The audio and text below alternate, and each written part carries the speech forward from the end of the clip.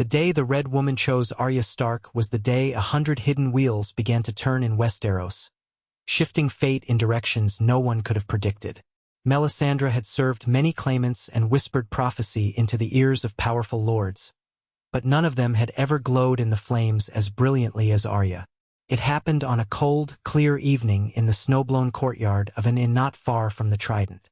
Wind rattled the half-shuttered windows, and winter's chill curled through the cracks. There were only a handful of travelers staying the night, huddled close to the hearth that coughed up more smoke than warmth. Arya was one of them. Alone, dressed in boy's clothes, her hair hacked short, cheeks smudged with ash and dirt, but unmistakably fierce in the tilt of her jaw.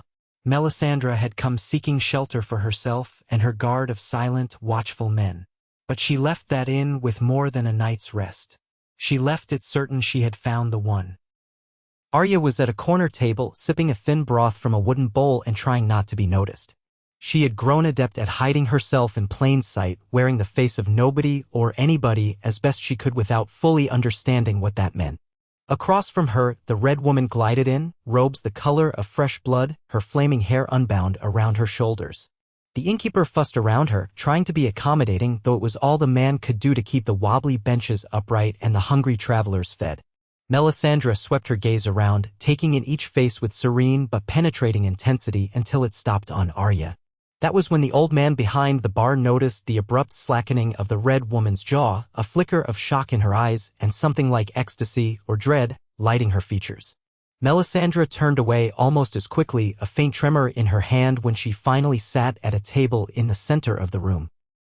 Had Arya not been so tired, she might have fled. The Red Woman had seen her before, had snatched Gendry away and looked upon Arya as if she were a curious, wounded animal. Melisandre had said something about shutting many eyes forever, brown eyes, green eyes, and blue eyes. That moment haunted Arya now. She had nearly forgotten how the woman's voice felt like a brand burning an imprint in her skin. Their last encounter had been up in the Riverlands, so the tension sparking in Arya's muscles was not without cause. She kept her eyes on the broth, though her stomach clenched in knots. She finished her meal, left a chipped copper penny on the table, and slipped outside. The wind battered her.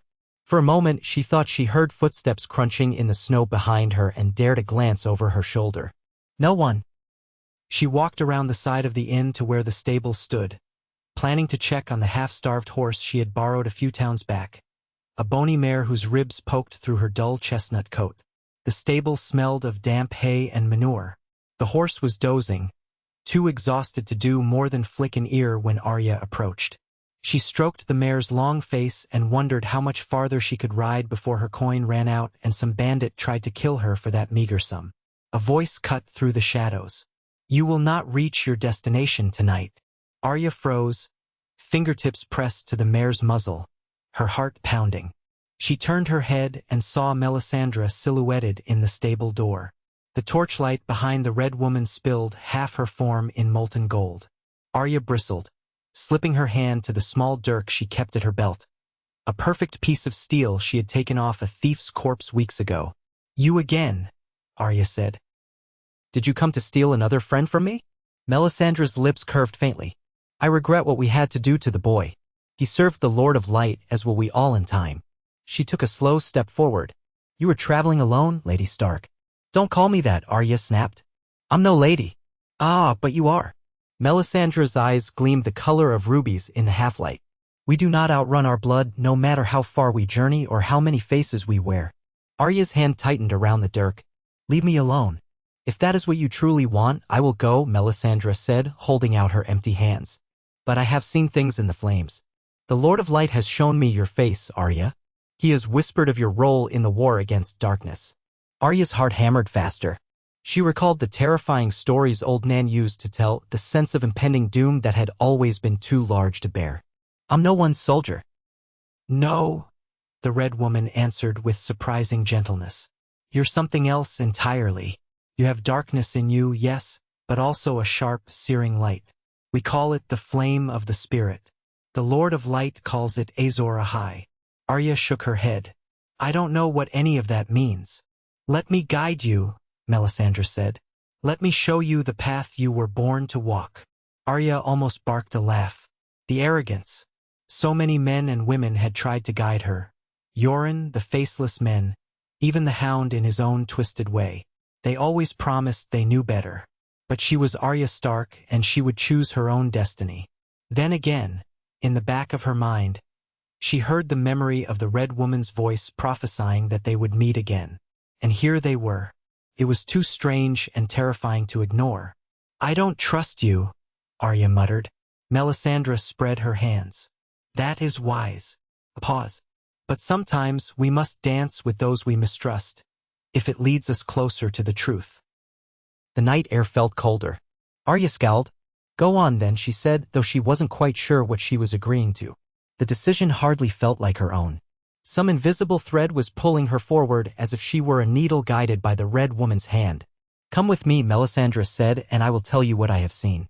If you wish to leave after, you may. You will be free. I will not bind you." Arya thought of the times she had tried to flee her heritage, her name, her identity.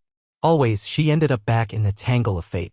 Perhaps it was better to confront whatever horror was looming in her path than continue dancing around it. She wondered if that was what the hound had learned too late. She glanced at the old mare, who breathed a soft nicker of protest at the colt. Then, with stiff reluctance, Arya nodded. "Fine. But you so much as try to hurt me, and I'll slit your throat." The Red Woman's smile deepened. "I'd expect nothing less from a Stark." They left the horse behind. Melisandre's guards waited outside the inn. For men in dark leathers with swords at their hips. They offered no greeting to Arya, just a bow to Melisandre, who ushered Arya inside. On the second floor, in a cramped room warmed by a single brazier, Melisandre poured Arya a cup of watery ale and gestured for her to sit on a narrow wooden cot. Arya did, but kept her back ramrod straight, the dirk never far from her grip. Melisandre knelt before a small iron brazier that glowed with coals. She scattered something into the coals, fragments of dried leaves and powders that smelled sweet and pungent at once. When she breathed over them, the embers flared, and Arya thought she saw shapes coiling in the fire. She forced herself not to blink. She was determined to see whatever illusions or truths Melisandre conjured. "There is an old prophecy," Melisandre said quietly. "It speaks of the warrior who shall stand against the great other, the champion of the Lord of Light. This champion, named Azor Ahai, will be reborn amidst salt and smoke to forge a burning sword known as Lightbringer." Arya watched the coals swirl in shapes too fleeting to name. "And you think that's me?" Her voice was dismissive, but she was rattled inside. "I believed it was another," Melisandre admitted, a faint crease forming between her brows. "Stannis Baratheon. But the flames told me otherwise. He was a shadow of truth, but not the truth itself." Arya snorted. "Shadow of truth? That's one way to describe that man." She had never forgiven Stannis for the horrors his pursuit of the throne unleashed, though she did not know him well. She simply remembered how the country reeled under the weight of kings and pretenders, all proclaiming themselves saviors. Melisandre exhaled slowly. "When I saw you before, I sensed a spark. But tonight, the flames spoke your name so clearly, I could not doubt. The world you and I know is about to be swallowed by a greater darkness than any mortal king can command. Winter is here, child, and with it death rides at the side of the others. The Night King gathers his strength in the far north, beyond the wall. Only one champion can stand in his way. Only one can bring the dawn." Arya felt hot and cold at the same time. She glanced at the flickering coals, trying to decipher shapes. Was that a wolf's maw snarling? A dagger of ice? She could not be sure. "I'm just Arya. I'm not a king's daughter or a mighty warrior. I'm no one. That's what I was taught." "No," said Melisandre. "You are someone. You are you. And your name is power, even if you do not yet believe it." She leaned closer. "A time will come soon when all will be tested. The long night approaches and the White Walkers are on the march. I would not see this world swallowed in darkness. Help me save it. Fulfill your destiny." Arya's teeth ground together as she tried to think of some clever retort. It seemed too big, too grand. Prophecies belonged to men like her father used to speak of great Targaryen princes or foreign heroes from Essos. Not a filthy, scrawny girl with more enemies than friends, a battered sword in her belt, and a mind full of vengeance. How could I possibly be that? Melisandre dipped her head. Azor Ahai was a hero who lived thousands of years ago, but his spirit is said to be reborn in times of greatest need. I have learned that a hero is rarely the most obvious candidate. You have the wolf's blood in your veins, child of the north. You have survived where many others would have perished. It is not a coincidence. Arya swallowed hard. Her mind flashed with recollections, the day she saw her father die, the hunger she endured on the road, the assassinations she had carried out, the swirling memory of her time in the House of Black and White. She lived while so many others had not. She bared her teeth in a grim half-smile. Say, I believe you. What then? Then I will take you north, Melisandre said. To the wall, or perhaps beyond. You must hone the gift you have, this dire connection to the powers that lie in wait. You must learn to call upon the flame, to forge Lightbringer in the crucible of your own trials. Once, Azor Ahai labored for 30 days and nights to forge his sword, only for it to shatter. On the second attempt, he worked for 50 days and nights and tempered the blade by driving it into the heart of a lion, but that too failed. On the third attempt, he worked for 100 days and nights, and to complete it, he called upon his beloved, driving the blade through her living heart. Thus was Lightbringer born, tempered by the ultimate sacrifice. A shiver prickled Arya's spine. I'm not going to sacrifice it. I do not know that fate demands the same sacrifice of you, Melisandre cut in softly. But know this, forging such a blade, one that can banish darkness, always comes with a terrible price. Arya clenched her jaw. For a moment, she closed her eyes. Every time she thought she had left behind the savage, cruel ways of this world, she was reminded how deeply blood and magic were twined. Was she prepared to wield the kind of power? Was she prepared to pay the price, whatever it might be? She had killed before, taken life in the name of vengeance, in the name of survival. The thought of forging a blade that might demand even more weighed heavy on her chest. She opened her eyes and gave a curt nod. We'll go north, she said, thinking of her siblings, of Winterfell, of all she had lost. If there was even a sliver of hope to protect what remained, she had to try. But you try to force me into anything, I'll kill you. Melisandre actually laughed then, a sound like brittle music. I believe you, she said, and there was respect in her gaze. You are a wolf and I am a servant of fire. Let us see how these forces intertwine. They set off the next morning, leaving the inn behind with hardly a backward glance. Arya rode again on her skinny mare while the Red Woman traveled in a small wagon drawn by 2 sturdy horses. The wagon carried supplies for the cold roads ahead, furs, dried provisions, jars of pungent herbs for Melisandre's rituals. The 4 guards rode flank on tough geldings, quiet as stone. Arya didn't bother trying to befriend them. She spent most of the journey lost in her own mind, uncertain if she was making the biggest mistake of her life. Days passed in a swirl of gray skies and frozen mud. They kept mostly to lesser roads away from large towns, for Melisandre insisted they avoid unnecessary entanglements. Sometimes they'd pass a group of refugees fleeing the chaos of war, faces gaunt, eyes desperate.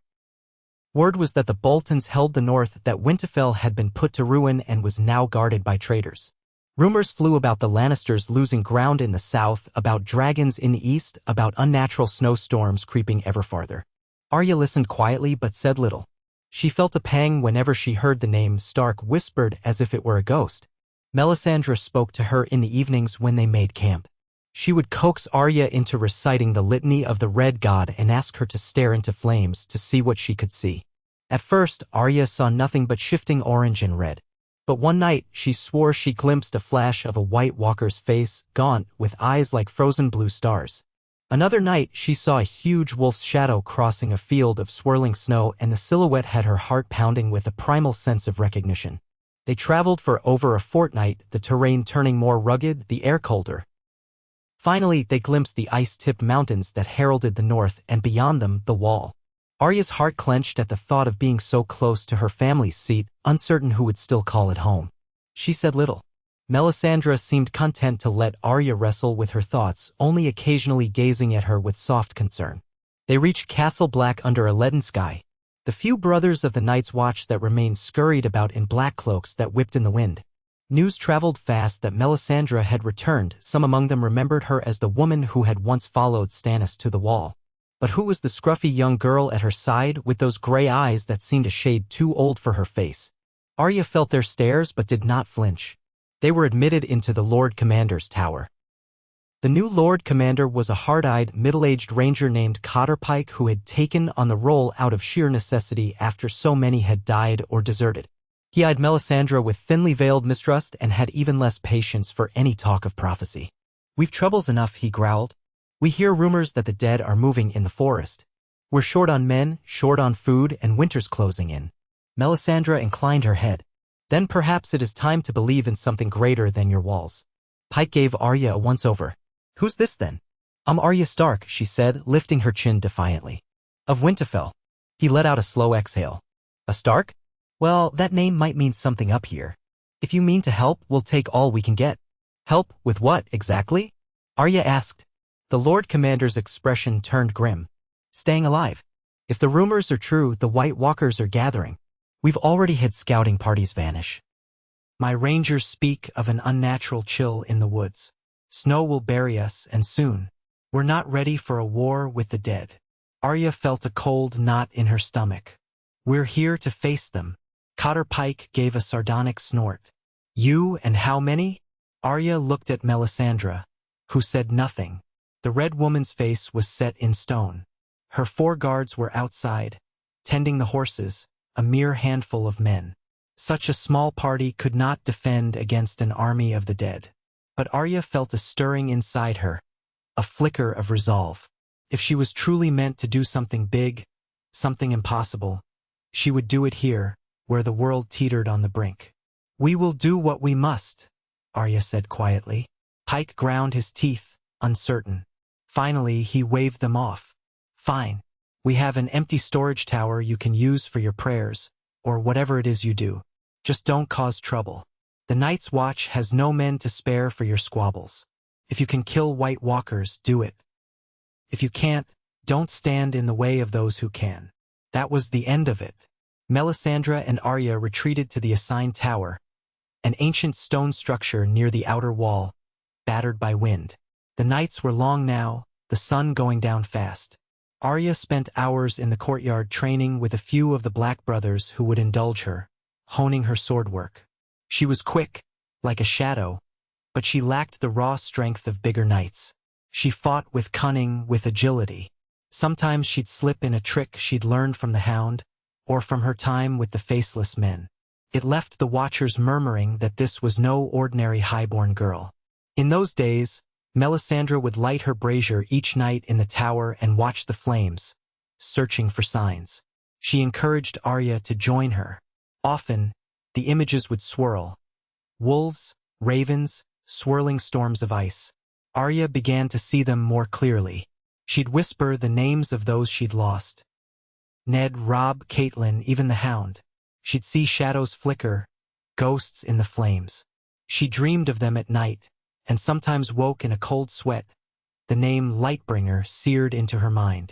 One evening, she confronted Melisandre.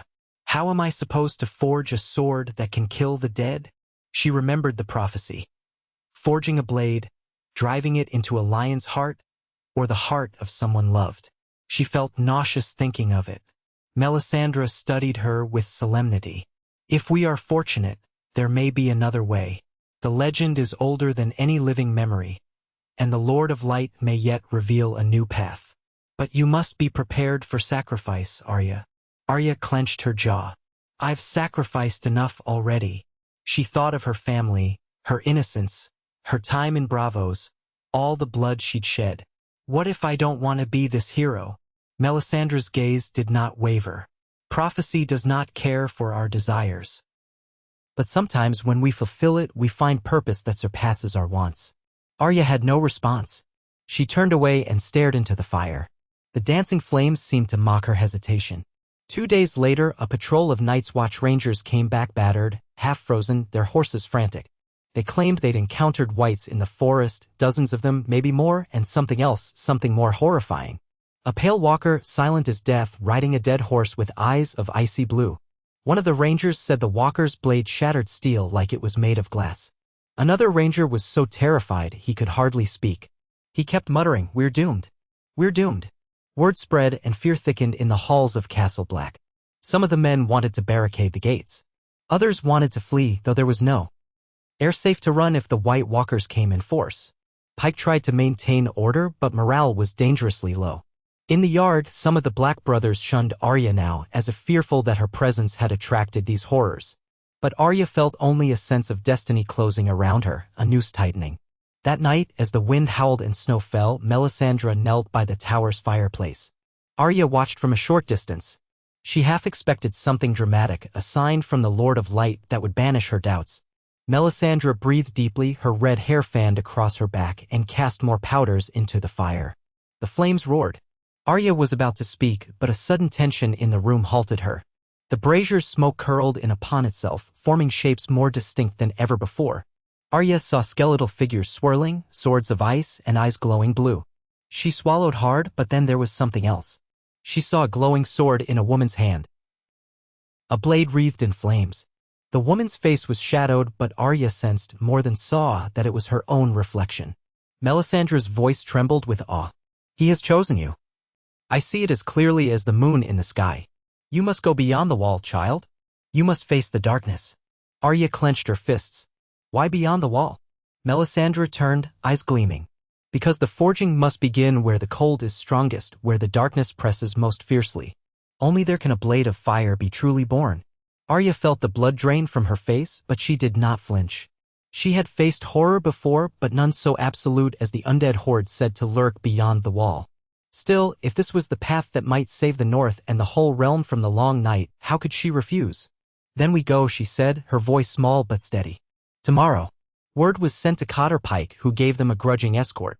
"You're mad," he told Arya. "But if you really are a Stark, maybe the old gods will watch over you. If you find a way to kill these devils, or at least hold them back, the realm will owe you a debt." Arya merely nodded, wearing her stoic mask.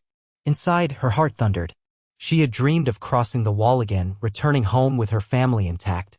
Instead, she was venturing deeper into an icy hell with the Red Woman at her side. They set out with a small party: Melisandre, Arya, 2 of her guards, and 3 black brothers, including a seasoned ranger named Riles. He had a face like tanned leather, a thin beard flecked with gray, and eyes that had seen too much. He guided them through the gates at the base of the wall, then out into the vast, wintry expanse beyond. The wind bit at their cheeks, and the horses trudged through waist-deep drifts. The trees loomed tall and skeletal, snow-laden branches forming a ghostly canopy overhead. No one spoke much. Every crunch of snow underfoot felt too loud in the hush. Arya clutched the reins of her mare, scanning the tree-line for any sign of movement. Twice, she thought she glimpsed a flicker of motion, a shape sliding between trunks, silent as a phantom. But when she turned her head, it was gone. They made camp in the partial shelter of an outcropping of rock the first night. There, Melisandre built a small fire, though the wind threatened to snuff it out. She offered a quick prayer to the Lord of Light, her voice rising above the howling gusts. Arya huddled in her fur cloak. She had grown up in Winterfell, accustomed to cold. But this was far more intense, a bone-deep chill. Around midnight, Arya heard something in the darkness. A faint crunch of snow that did not match the rhythm of the wind. She tensed, reaching for Needle, the sword given to her so long ago by Jon Snow. She had lost it once but reclaimed it eventually. That steel was dear to her. She peered into the night, straining her ears. Riles was on watch. He stood near the flickering fire, his breath misting in the air. Suddenly, the old ranger stiffened, eyes wide. "Wake up!" he hissed, voice urgent. Arya shot upright, and the others did too. Melisandre's guards gripped their swords. The 2nd and 3rd black brothers, Daikon and Harrow, scrambled to their feet. The horses began to whinny and shuffle in panic. Then they saw them, dark shapes emerging from the edge of the clearing, eyes pale and dead. Whites. The undead stepped into the half-light, skin gray and torn, some missing chunks of flesh, all silent as a grave. Arya's heartbeat thundered. She forced herself not to freeze. Instead, she sank into a fighting stance, holding Needle in a 2-handed grip. The whites rushed forward. No screams, no roars, just a cold, inhuman charge. One of Melisandre's guards slashed at the first, cleaving it across the neck, but it kept coming until the 2nd guard drove a dagger into its skull. Another white lunged at Riles, who skewered it with his spear. It thrashed, pinned like a beast, still snapping its teeth. Arya sidestepped a white that wore the tattered remains of a wildling's cloak. She swiped Needle across its midsection, severing rotted organs, but it kept clawing at her. She danced back, saw an opening, and plunged Needle into its eye. The white shuddered and collapsed. Another launched itself from behind, arms reaching to tear at her hair. Arya spun, letting out a sharp cry, and jammed her dirk upward into the thing's chin. It went limp. Melisandre stood near the fire, chanting in a language Arya did not understand.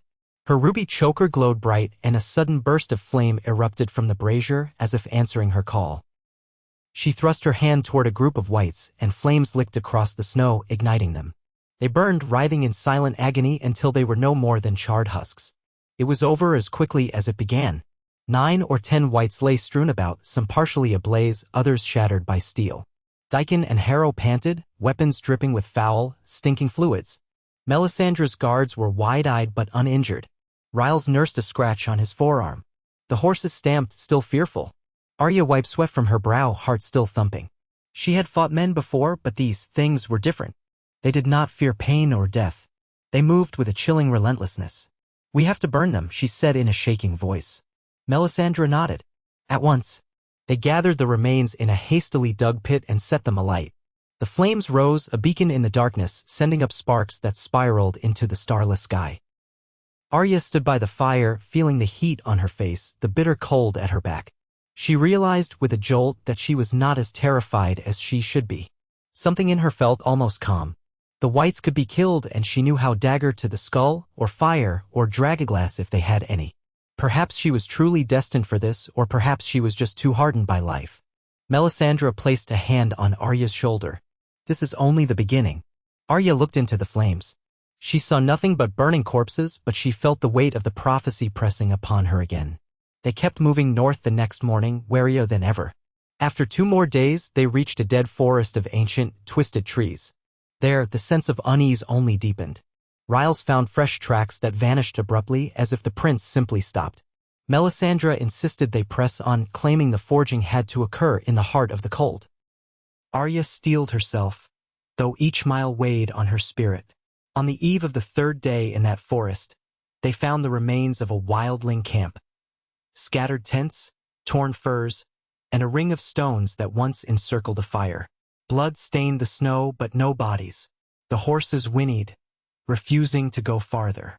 They made camp in a relatively sheltered copse, though each man took his watch with grim determination, fully expecting an attack at any moment. As night fell, the temperature plummeted below freezing. Arya's breath came in ragged bursts, her toes numb despite thick boots.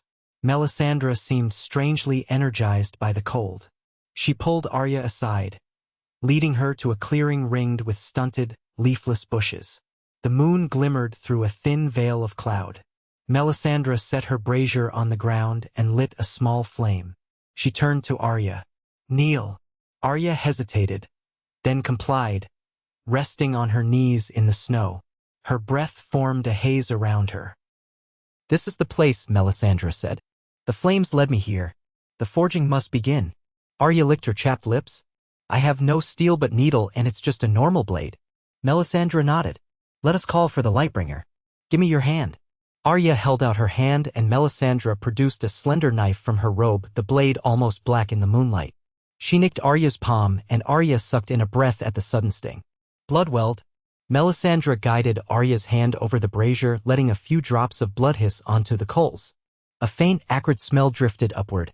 Arya gritted her teeth, resisting the urge to yank her hand away. Melisandre began a chant in the tongue of Ahai, words that curled like serpents in the air. The fire in the brazier flickered greenish at the edges, then flared bright gold. Arya felt a sudden surge of warmth, and her blood pounded in her ears. Slowly, an image formed in the flames. A sword, glowing with an inner light, flames dancing along its edge. Melisandre's voice rose, each syllable resonating with power. Arya watched, transfixed, as the sword in the fire seemed almost real, its form shimmering in the night air. Her heart hammered. She felt drawn to it as if it were calling her name. And then the vision vanished. The flames subsided, leaving behind only crackling coals. Melisandre's shoulders slumped with weariness. "A glimpse," she said, half breathless. "The blade awaits. But it will not be easy." Arya clenched her bleeding hand. "What do I do?" "You must be tested," Melisandre whispered. "Only in the crucible of true desperation will Lightbringer reveal itself. I cannot say more. Prophecy is not so simple." Arya felt anger flare inside her. She was tired of half-answers. She had come all this way, risked her life, only to be told that forging this blade required some intangible test of spirit. "Then what good are you?"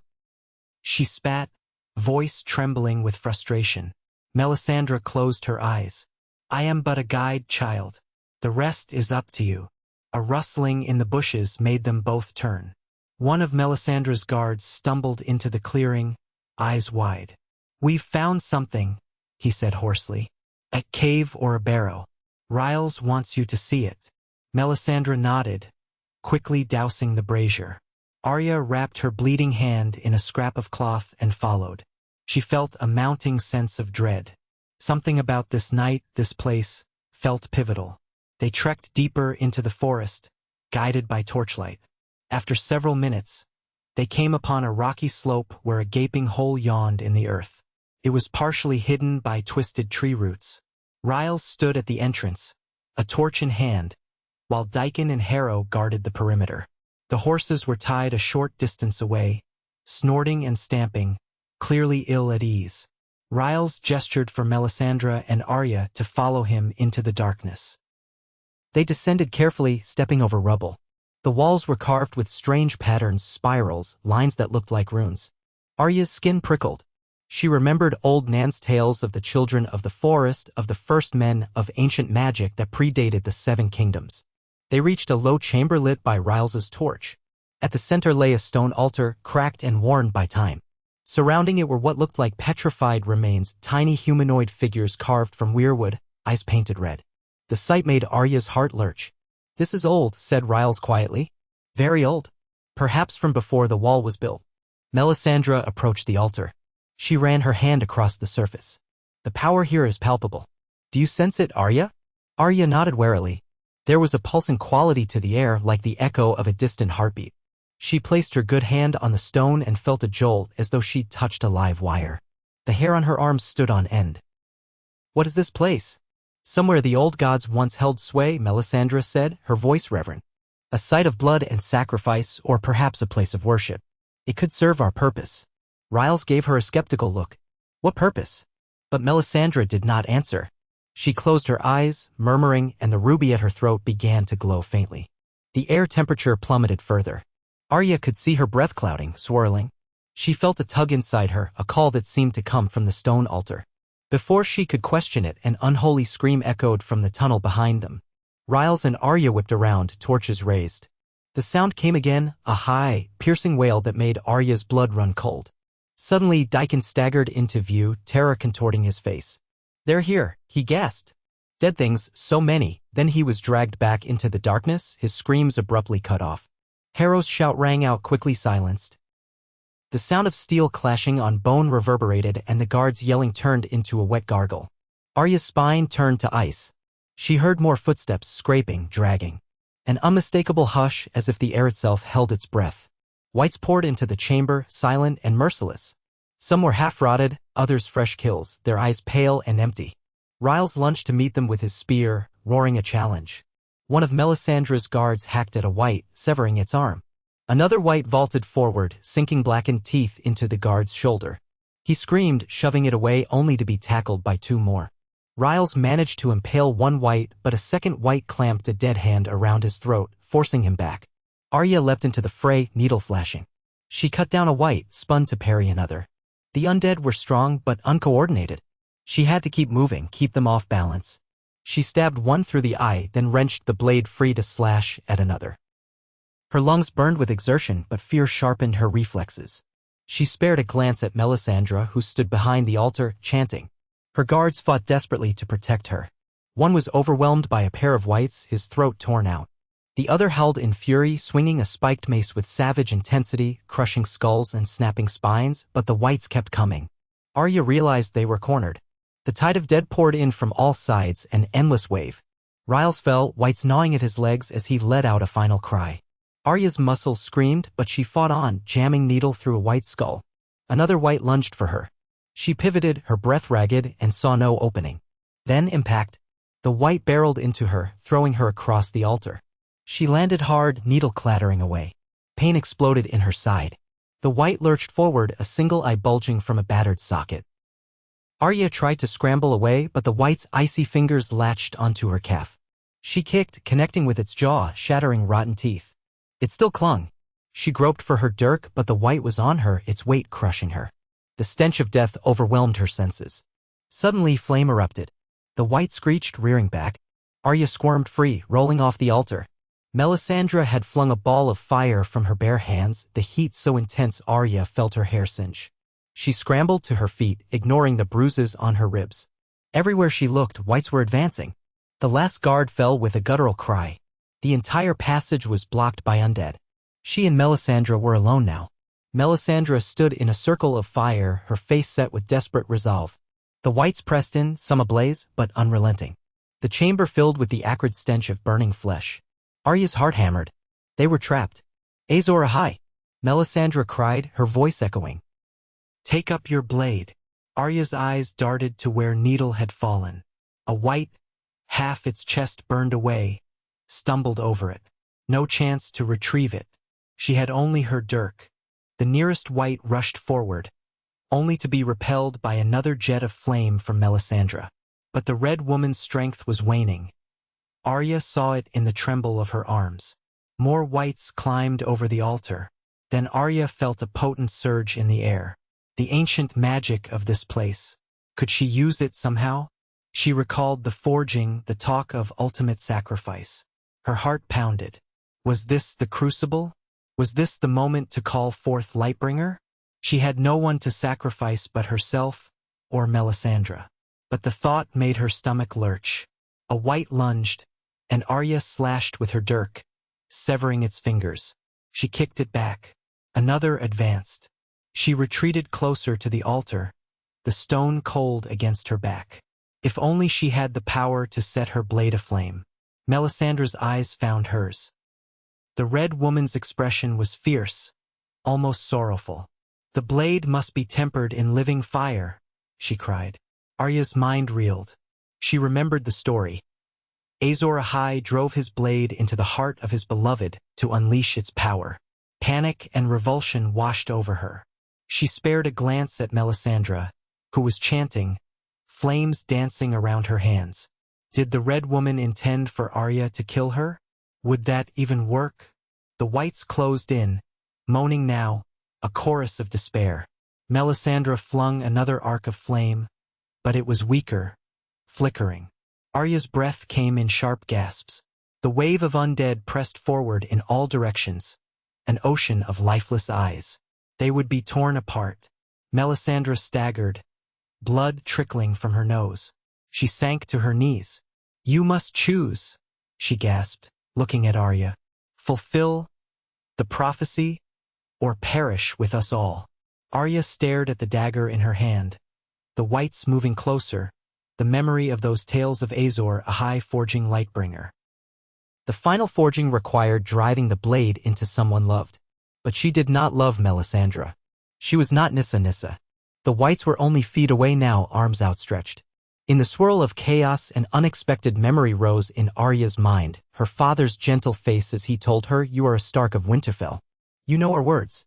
He had believed in honor, in duty, in sacrifice for the greater good.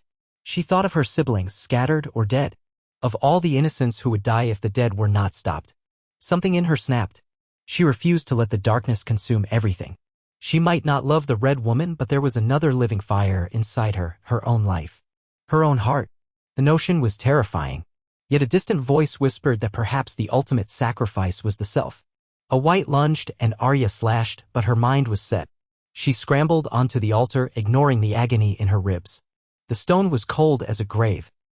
She pressed the dirk to her own chest, right over her pounding heart. She felt tears burn in her eyes. Could she do it? Could she die to give life to this blade? The prophecy was older than any memory, but maybe this was the path. She saw the whites approaching from all sides. Melisandre collapsed on the ground, powerless. She saw no other chance. She clenched her jaw, choking back a sob. Slowly, she pressed the point in, feeling a spike of pain. Her blood soaked the hilt, but something happened. A pulse of heat, intense, searing, raced from the dagger into her chest and then back into the blade. Arya screamed, arching her back. She expected death, but instead her vision exploded with light. The whites howled, reeling away from her. The blade in her hand glowed, wreathed in a bright, golden flame that did not burn her flesh. Arya gasped, tears streaming down her cheeks. She held the blade aloft, seeing it transformed, no longer a simple dirk. It was now longer, sharper, shimmering with raw, living fire. Every inch of the steel burned with heat, yet did not harm her. Lightbringer. The whites recoiled. One lurched forward, compelled by some dark will.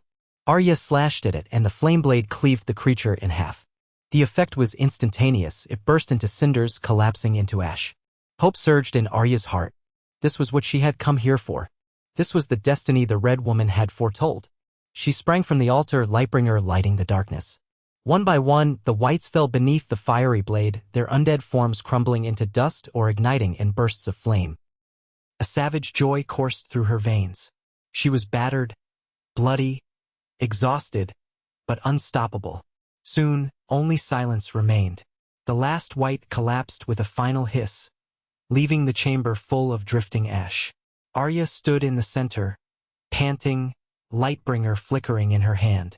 She blinked sweat from her eyes, realizing how close she had come to dying. She touched her chest. A wound was there, shallow but bleeding.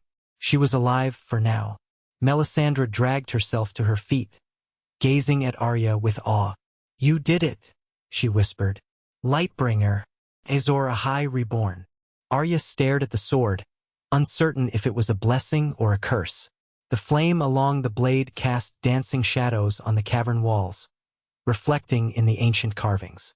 She felt a heaviness in her heart, wondering if she had just sealed her fate, and if there was any chance of a future beyond the war to come. They emerged from the cave at dawn, half stumbling, half limping. The swirl of ash and the tang of death clung to them. The few surviving horses had bolted. Daikon, Harrow, Riles, and the guards all lay dead. Only Arya and Melisandre remained, and Arya carried Lightbringer, still lit by a faint, pulsing glow.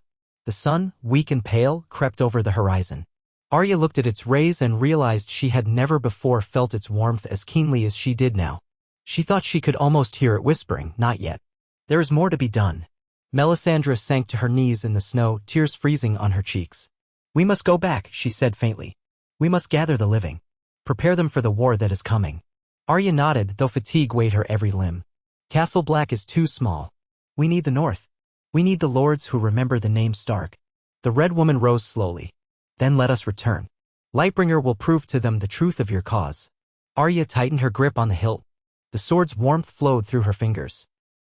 She remembered all the times she had prayed for vengeance, for the death of her enemies. Now she carried a blade meant to save the realm, not just to kill for personal reasons. She felt a strange mix of sorrow and resolve. "Then let us hurry," she said. "We might not have much time."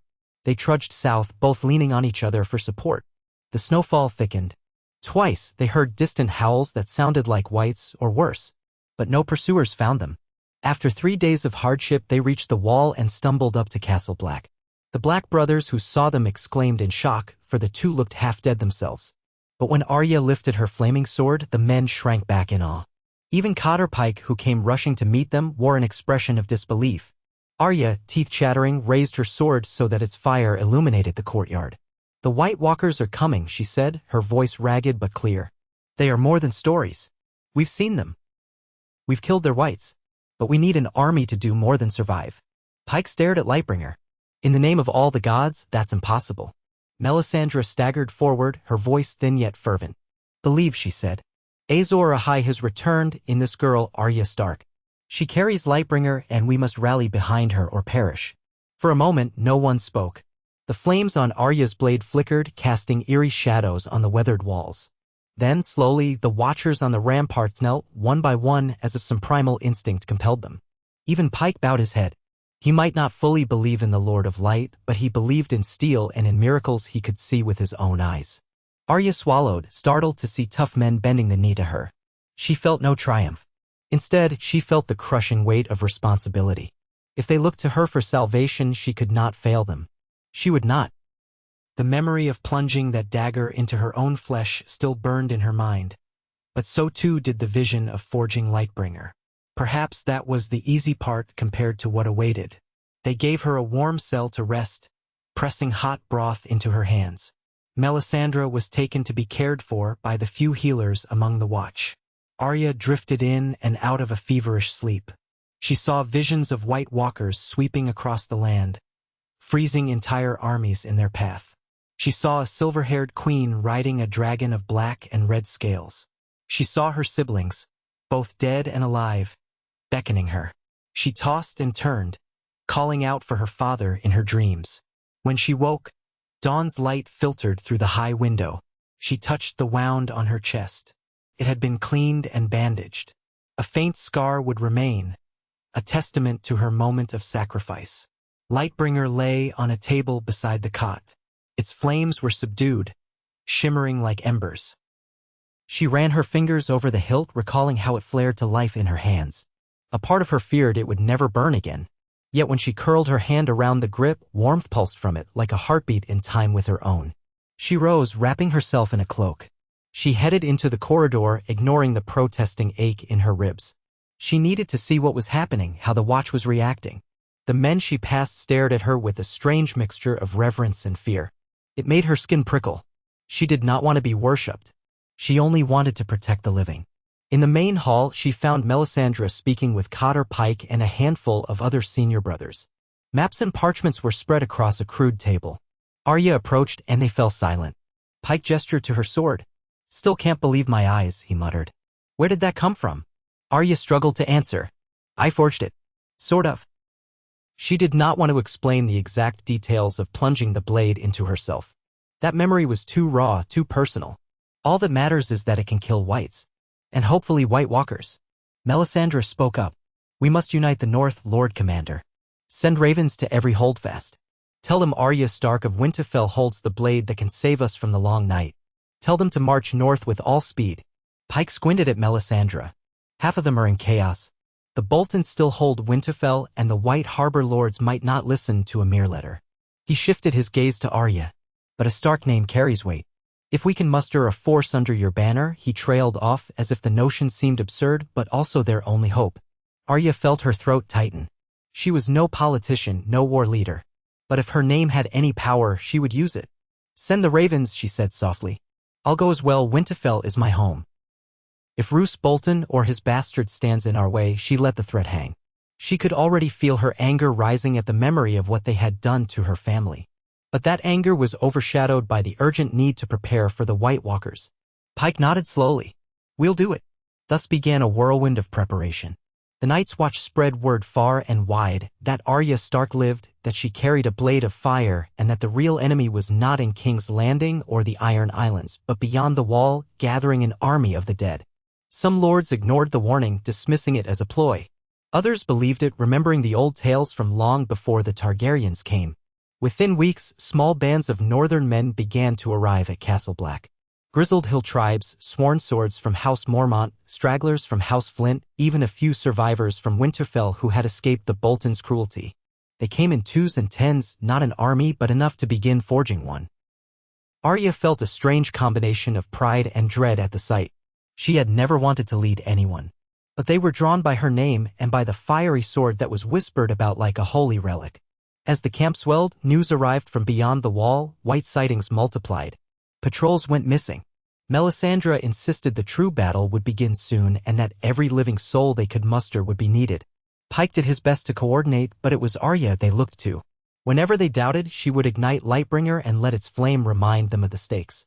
In quiet moments, Arya wondered if Jon Snow were still alive somewhere. He had been in the Night's Watch once, but rumor said he was slain, betrayed by his own men. Others whispered that he was resurrected, that he might yet stand among the living. She prayed it was true. Yet no one knew his whereabouts for certain, and the days wore on without any word. Arya hoped, if he were alive, he would come north. They had once dreamed of fighting side by side. As winter deepened, the cold sharpened, and the gloom grew, scouts brought dire reports. The White Walkers were on the march, an endless host of whites trailing in their wake. The living had to make a stand. So Arya made the decision that changed the fate of the North.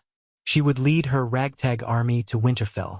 Retaking the castle was a moral imperative, both to rally more houses under the Stark banner and to have a defensible position. If the Boltons stood in her way, she would burn them out. Better to face them now while the White Walkers were still some weeks away, then wait for the enemy to crash upon them from both sides. The day they marched was bleak, with snow swirling in thick drifts. Hundreds of men, not thousands, trudged behind her. A few wagons carried supplies, and they had no cavalry to speak of. But they had the North's tenacity, and they had Lightbringer. Arya rode at the head, the sword strapped to her belt, its flame subdued until called upon. Melisandre rode nearby, silent and watchful. By the time they reached Winterfell, word had preceded them. Ramsay Bolton, sadistic, cunning, had barricaded himself inside. The flayed man banner still flew from the ramparts, a desecration of all Arya held dear. She felt fury boil in her veins, recalling the stories of what Ramsay had done to her brother's allies, to countless innocents. She swore she would end him. She approached the castle gates, Lightbringer drawn, its flames licking the frigid air. A hush fell over both sides. Bolton archers lined the walls, uncertain whether to shoot or stare. The swirling snow lent the scene a ghostly stillness. Arya's voice rang out, steadied by a deep-rooted anger. "I am Arya Stark of Winterfell," she called. "I have come to take back my home. Any man who yields will be spared. Any man who fights for the Boltons will die." For a heartbeat, silence. Then Ramsay himself appeared on the battlements, pale and smirking. "Arya Stark," he shouted, voice dripping with mockery. "How charming.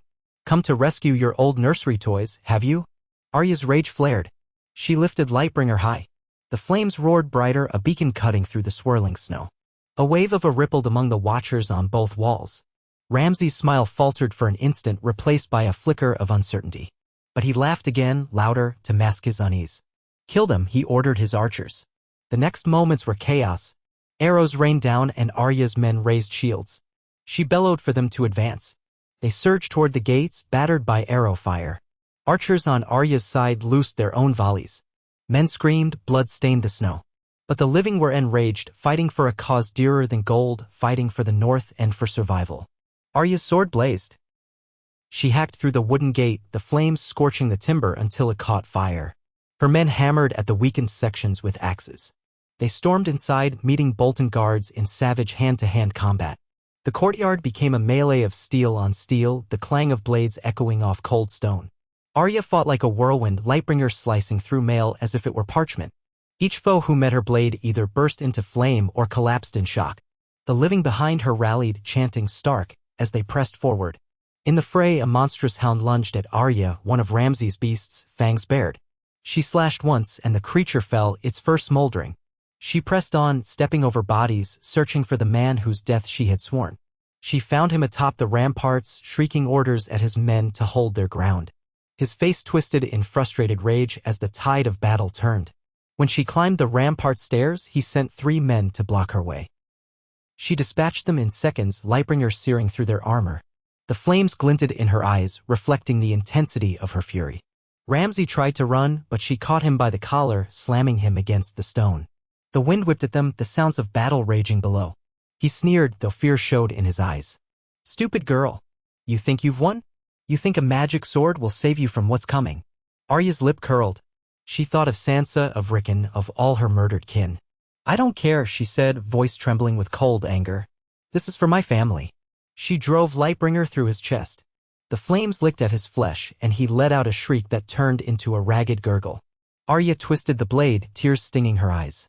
Then she yanked it free, and Ramsay's body collapsed, lifeless. The stink of burned meat filled her nostrils, and she spat. A monstrous sense of relief and sickness washed over her. She had ended House Bolton's cruelty. But the true war was yet to begin.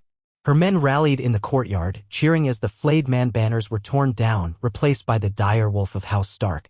The sight made Arya's heart swell with a bittersweet ache. She stood in the center of the yard, Lightbringer still burning bright. Snow fell around her.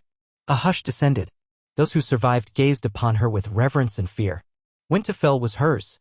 Or rather, it belonged to House Stark once more. But in that victory, she felt only the ominous weight of the days to come. They had reclaimed the castle, but the White Walkers would not be deterred by walls or gates. She looked around at the battered men, the corpses strewn about. They had lost too many already, and this was a mere taste of the bloodshed to come. Melisandre found her amid the chaos. The Red Woman's hood was pulled low, her cheeks pale from cold and strain. Yet her eyes held a fierce glimmer. "You have done it," she breathed. "Winterfell is yours, Azor Ahai." Arya sheathed Lightbringer. the flames ebbing as the sword slid home. She turned her gaze to the sky, the snow swirling in a gray void. Now we must prepare for the real enemy. Melisandre followed her gaze, as if she too looked beyond the horizon. They will come soon with the storm, but at least the north has a Stark again, and a sword of fire to lead them. Arya bowed her head, exhaustion crashing over her. She thought of her parents, her brothers, her sister. If only they could see her now, leading men into battle carrying a legendary blade. She was not the same girl who left Winterfell all those years ago. She wondered if that girl would recognize the woman she had become. Winterfell's great hall bustled as the survivors gathered. The banners of various houses fluttered in the drifting air from the open doors.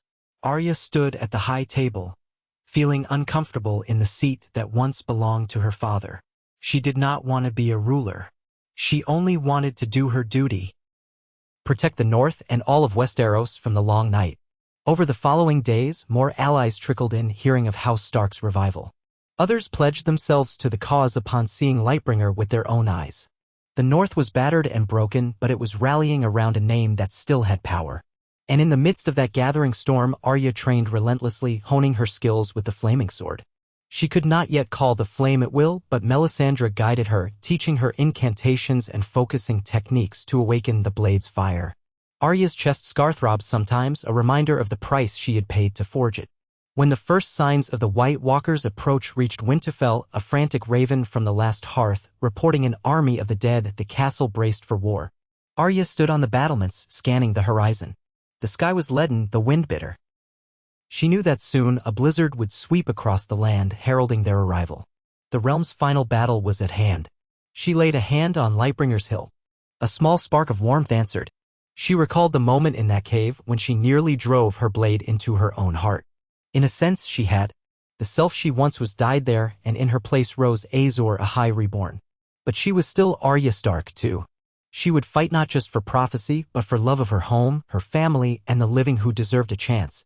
Turning away from the battlements, she made her way down to the courtyard, where men were training and forging weapons. They stopped to watch her pass. She felt their eyes, their hope.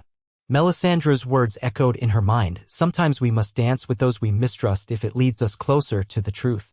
She had mistrusted Melisandre, but now she understood that the Red Woman's guidance, however cryptic, had led her here to a moment that could save the realm. Soon, the dead would arrive. Darkness and ice would fall across the fields of Winterfell. But in that darkness, a flame would burn, held in the hand of a girl who had once been no one, had once been a wolf cub far from home. What if Melisandre had never chosen Arya to fulfill the prophecy? Perhaps the world would have fallen to endless night.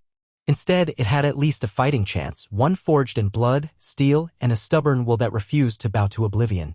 Arya Stark tightened her grip on Lightbringer and looked to the gate. For better or worse, she would meet the enemy head-on.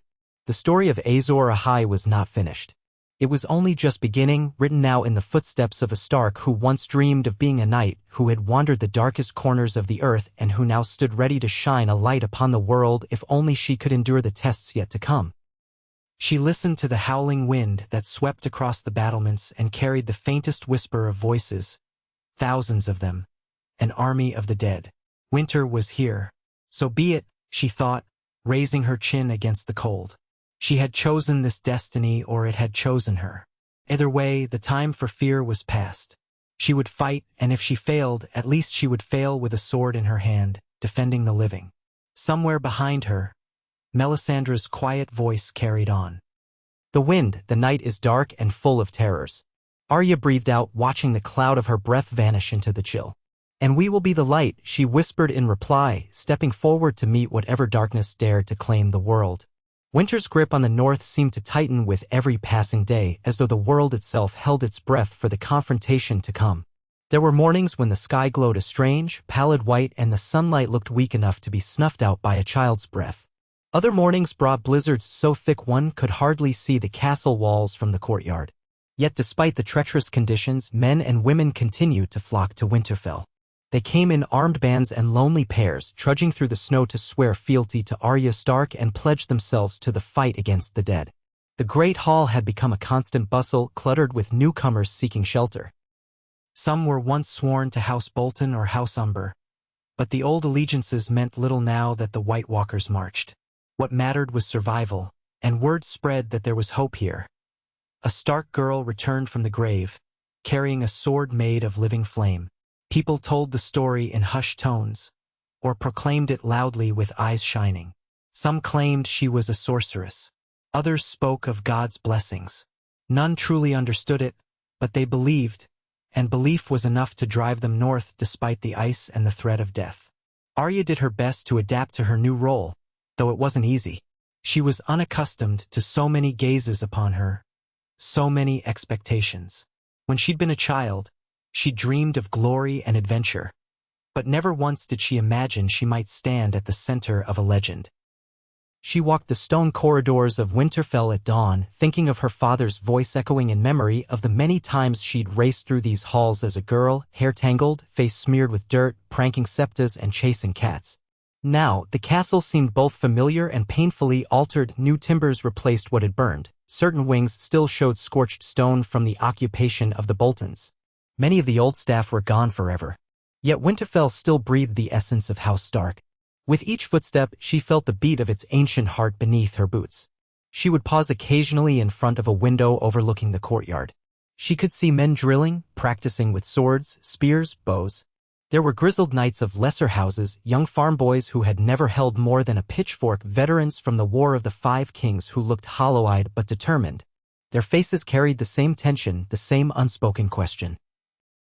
Would any of this truly matter against an army of the dead? Each time Arya spotted doubt in their eyes, she made sure to walk out among them and demonstrate her skill with Lightbringer. The sword's flames leapt to life in her hands, and if only for a moment, the men forgot their terror. It was a small comfort, but one she gladly gave. Not every visitor was a nameless recruit. Great John Umber's youngest nephew arrived, a tall youth with a ragged band of survivors from the last hearth. Lady Lyanna Mormont came with 30 of her best warriors, sharp as steel and proud as any man. A few Karstarks appeared, having cast off their former lord who had allied with the Boltons. Small contingents from scattered holdings, Dustin men from Barrowton, hill folk from around High Point, filed through the gates. Even some wildlings who had ventured south of the wall turned up, half-starved and frostbitten, but still full of the old defiance. With each new band, Arya realized how desperate they truly were. Many had lost kin, many had faced whites themselves and barely escaped. They looked to her with a flicker of something more than respect, closer to reverence. It made her skin crawl at times. She was still Arya Stark, still the girl who had once recited a list of names at night, hoping the gods would let her kill them all. Yet she no longer repeated that list. There were more pressing enemies now. She spent her days training alongside the soldiers, pushing herself harder than anyone, as if to burn out every last weakness. Lightbringer proved more than a mere sword of flame, it was an extension of her will. Its blade responded to her moods, flaring bright in the heat of her fury, smoldering low when she felt uncertain or exhausted. Under the guidance of Melisandre, she began to understand the sword's deeper mysteries. The Red Woman insisted that fire was life and therefore intimately bound to the heart. The more Arya opened her heart to the cause, protecting people rather than simply killing her enemies, the stronger the blade's fire grew. It was not an easy lesson. Her life thus far had been shaped by vengeance, but now she had to embody a hope that transcended her own grudges. There were times late at night when she wandered the crypts beneath Winterfell. The cold seemed to penetrate deeper there, as though the stones remembered ancient winters past. She'd walk among the statues of her forebears, Brandon, Lyanna, Rickard, Torrhen, Liara, Catelyn, Eddard.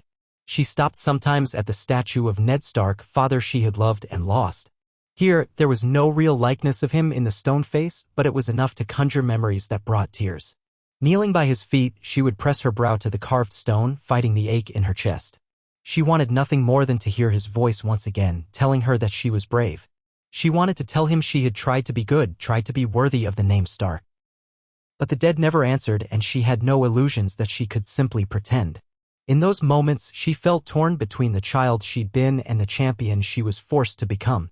When she rose again into the night air, she always carried a fresh determination with her. She would do whatever it took to defend Winterfell, the North, and all the living. If that meant forging alliances, rallying armies, and standing at the front lines of an impossible battle, then she would do it.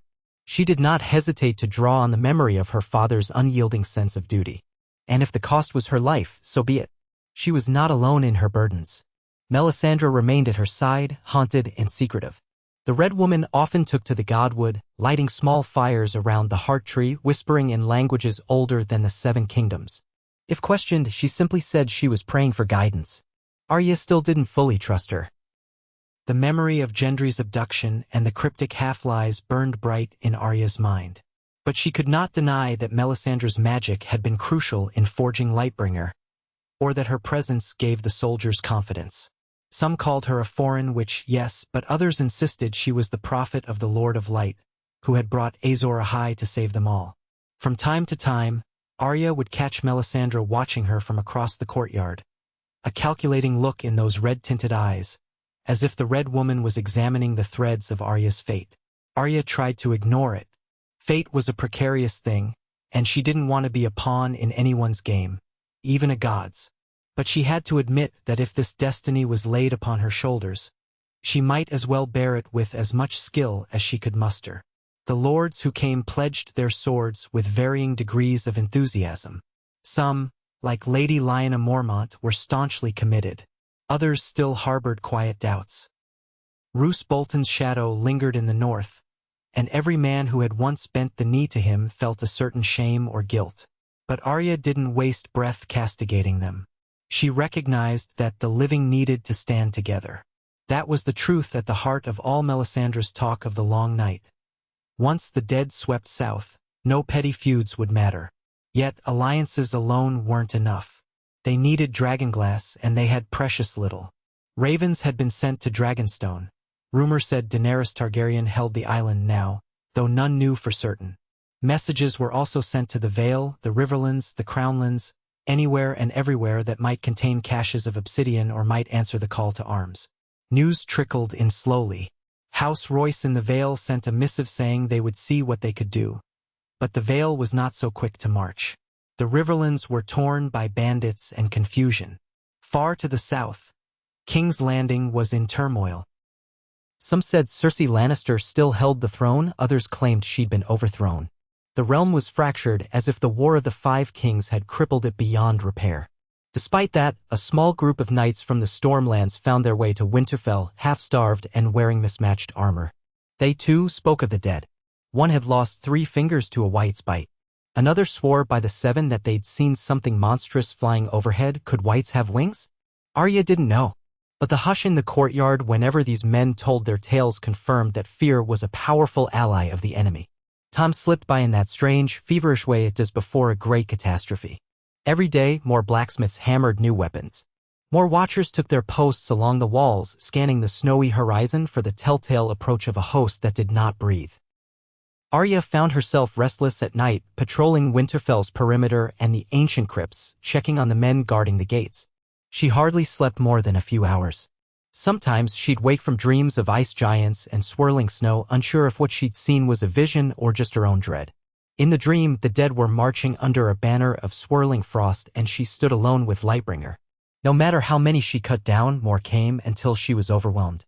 She'd jolt awake, heart-pounding, and wonder if the prophecy would fail at the crucial moment. Amid these anxieties, a new rumor began circulating. Jon Snow was alive. A handful of wildlings who trickled in from the mountains claimed they had seen him. He was no longer Lord Commander of the Night's Watch. They said he'd abandoned the order after being betrayed by his own men. Some insisted he'd been killed and resurrected by the Red God, while others scoffed at that notion. But all agreed he was somewhere in the north, gathering forces of his own.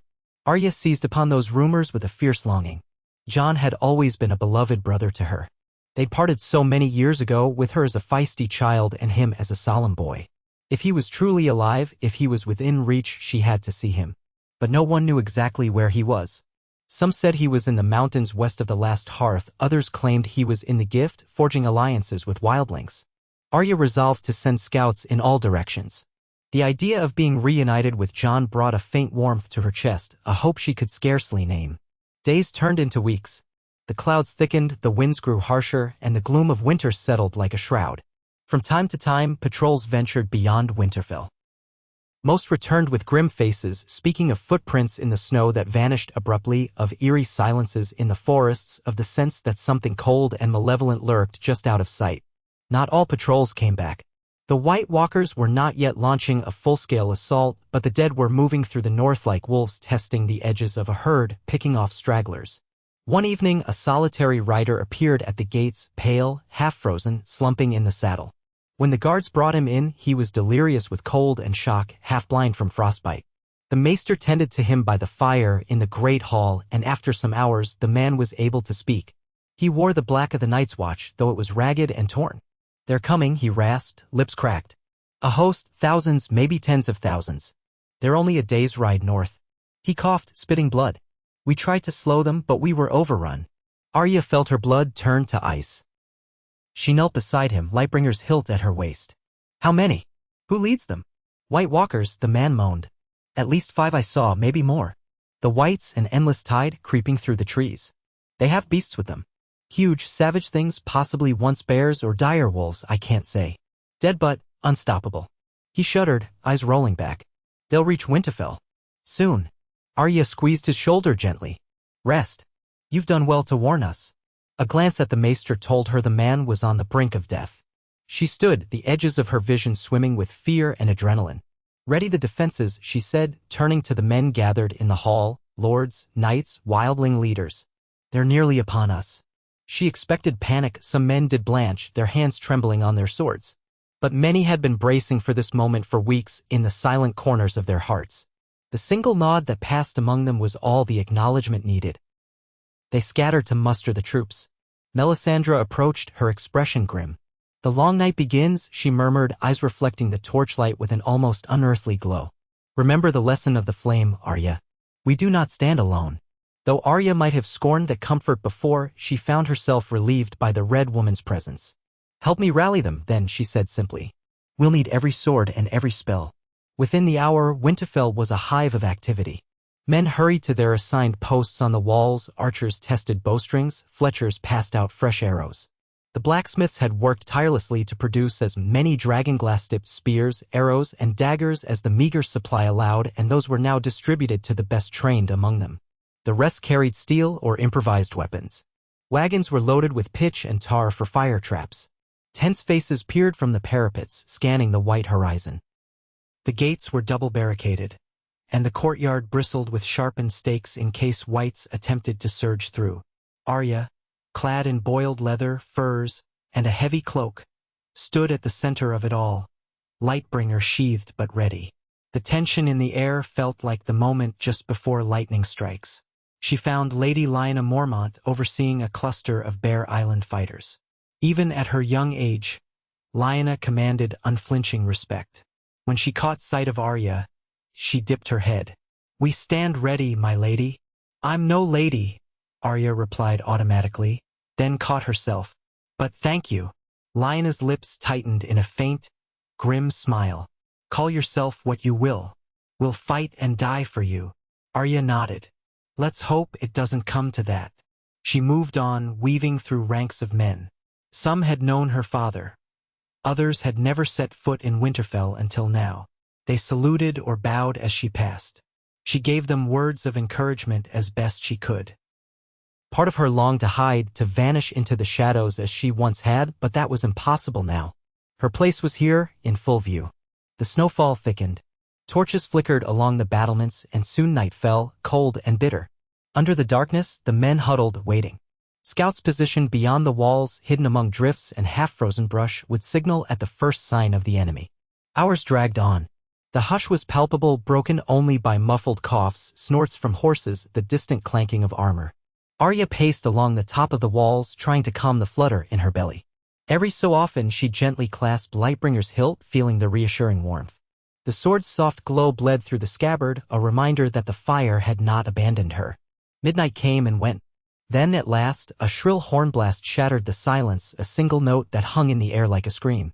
Arya froze, heart in her throat. Another blast followed, then a third, each spaced by several seconds, each a dire warning. The watchers on the walls strained their eyes northward. At first, they saw nothing but swirling snow under the moonlight. Then shapes materialized from the darkness. Dozens, then hundreds, then an uncountable throng. The White Walkers had come. Arya rushed to the nearest vantage point, shoulders tense. Through the gloom, she could just make out the pale forms moving with unnatural grace at the fringes of the host. They were tall, lithe, carrying blades that caught the moonlight with a crystalline sheen. Their eyes glowed a cold, inhuman blue, and behind them spilled a sea of whites, men, women, and beasts, all reduced to rotted husks that shambled forward as one unstoppable legion. The sight was so vast it made her breath hitch. There had to be thousands, as the dying ranger claimed. Tens of thousands, perhaps. A chill silence spread across Winterfell's defenders. For a long, trembling heartbeat, it felt as if the night itself had sharpened into a weapon. Then, as though compelled by one mind, the undead army started forward. Slow at first, then faster. No snarls, no war cries. Just that uncanny hush, broken by the crunch of snow under countless feet and the soft moan of wind. Arya signaled the archers. A flurry of arrows streaked into the darkness. Some were normal steel. A handful were tipped with dragonglass. The front ranks of whites toppled as the shafts found their marks. But it was like trying to empty the sea with a spoon. More whites poured in behind, clambering over the bodies of those that fell. Those that were only wounded rose again, driven by whatever necromantic force animated them. From the parapet, Lady Mormont shouted for the catapults to fire. Flaming pots of oil soared through the night, arcing to slam into the undead ranks. They shattered in bursts of fire, sending whites sprawling, igniting patches of the snow.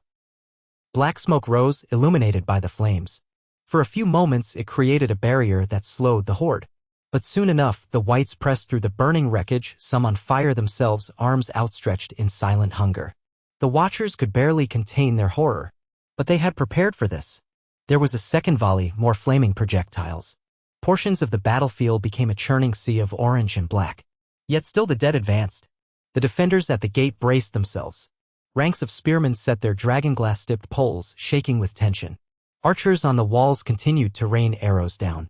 Cries of alarm rang out as the White Walkers themselves came into clearer view, striding calmly among their thralls, frost crystallizing in their wake.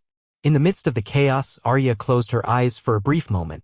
She felt the swirl of fear threatening to unsteady her. But she couldn't succumb to it. She unsheathed Lightbringer. The sword burst into flame, bright as a new-risen sun in the darkness. A collective gasp spread among the defenders at the sudden glare. Arya hopped onto the parapet so that all could see her silhouette against the firelight.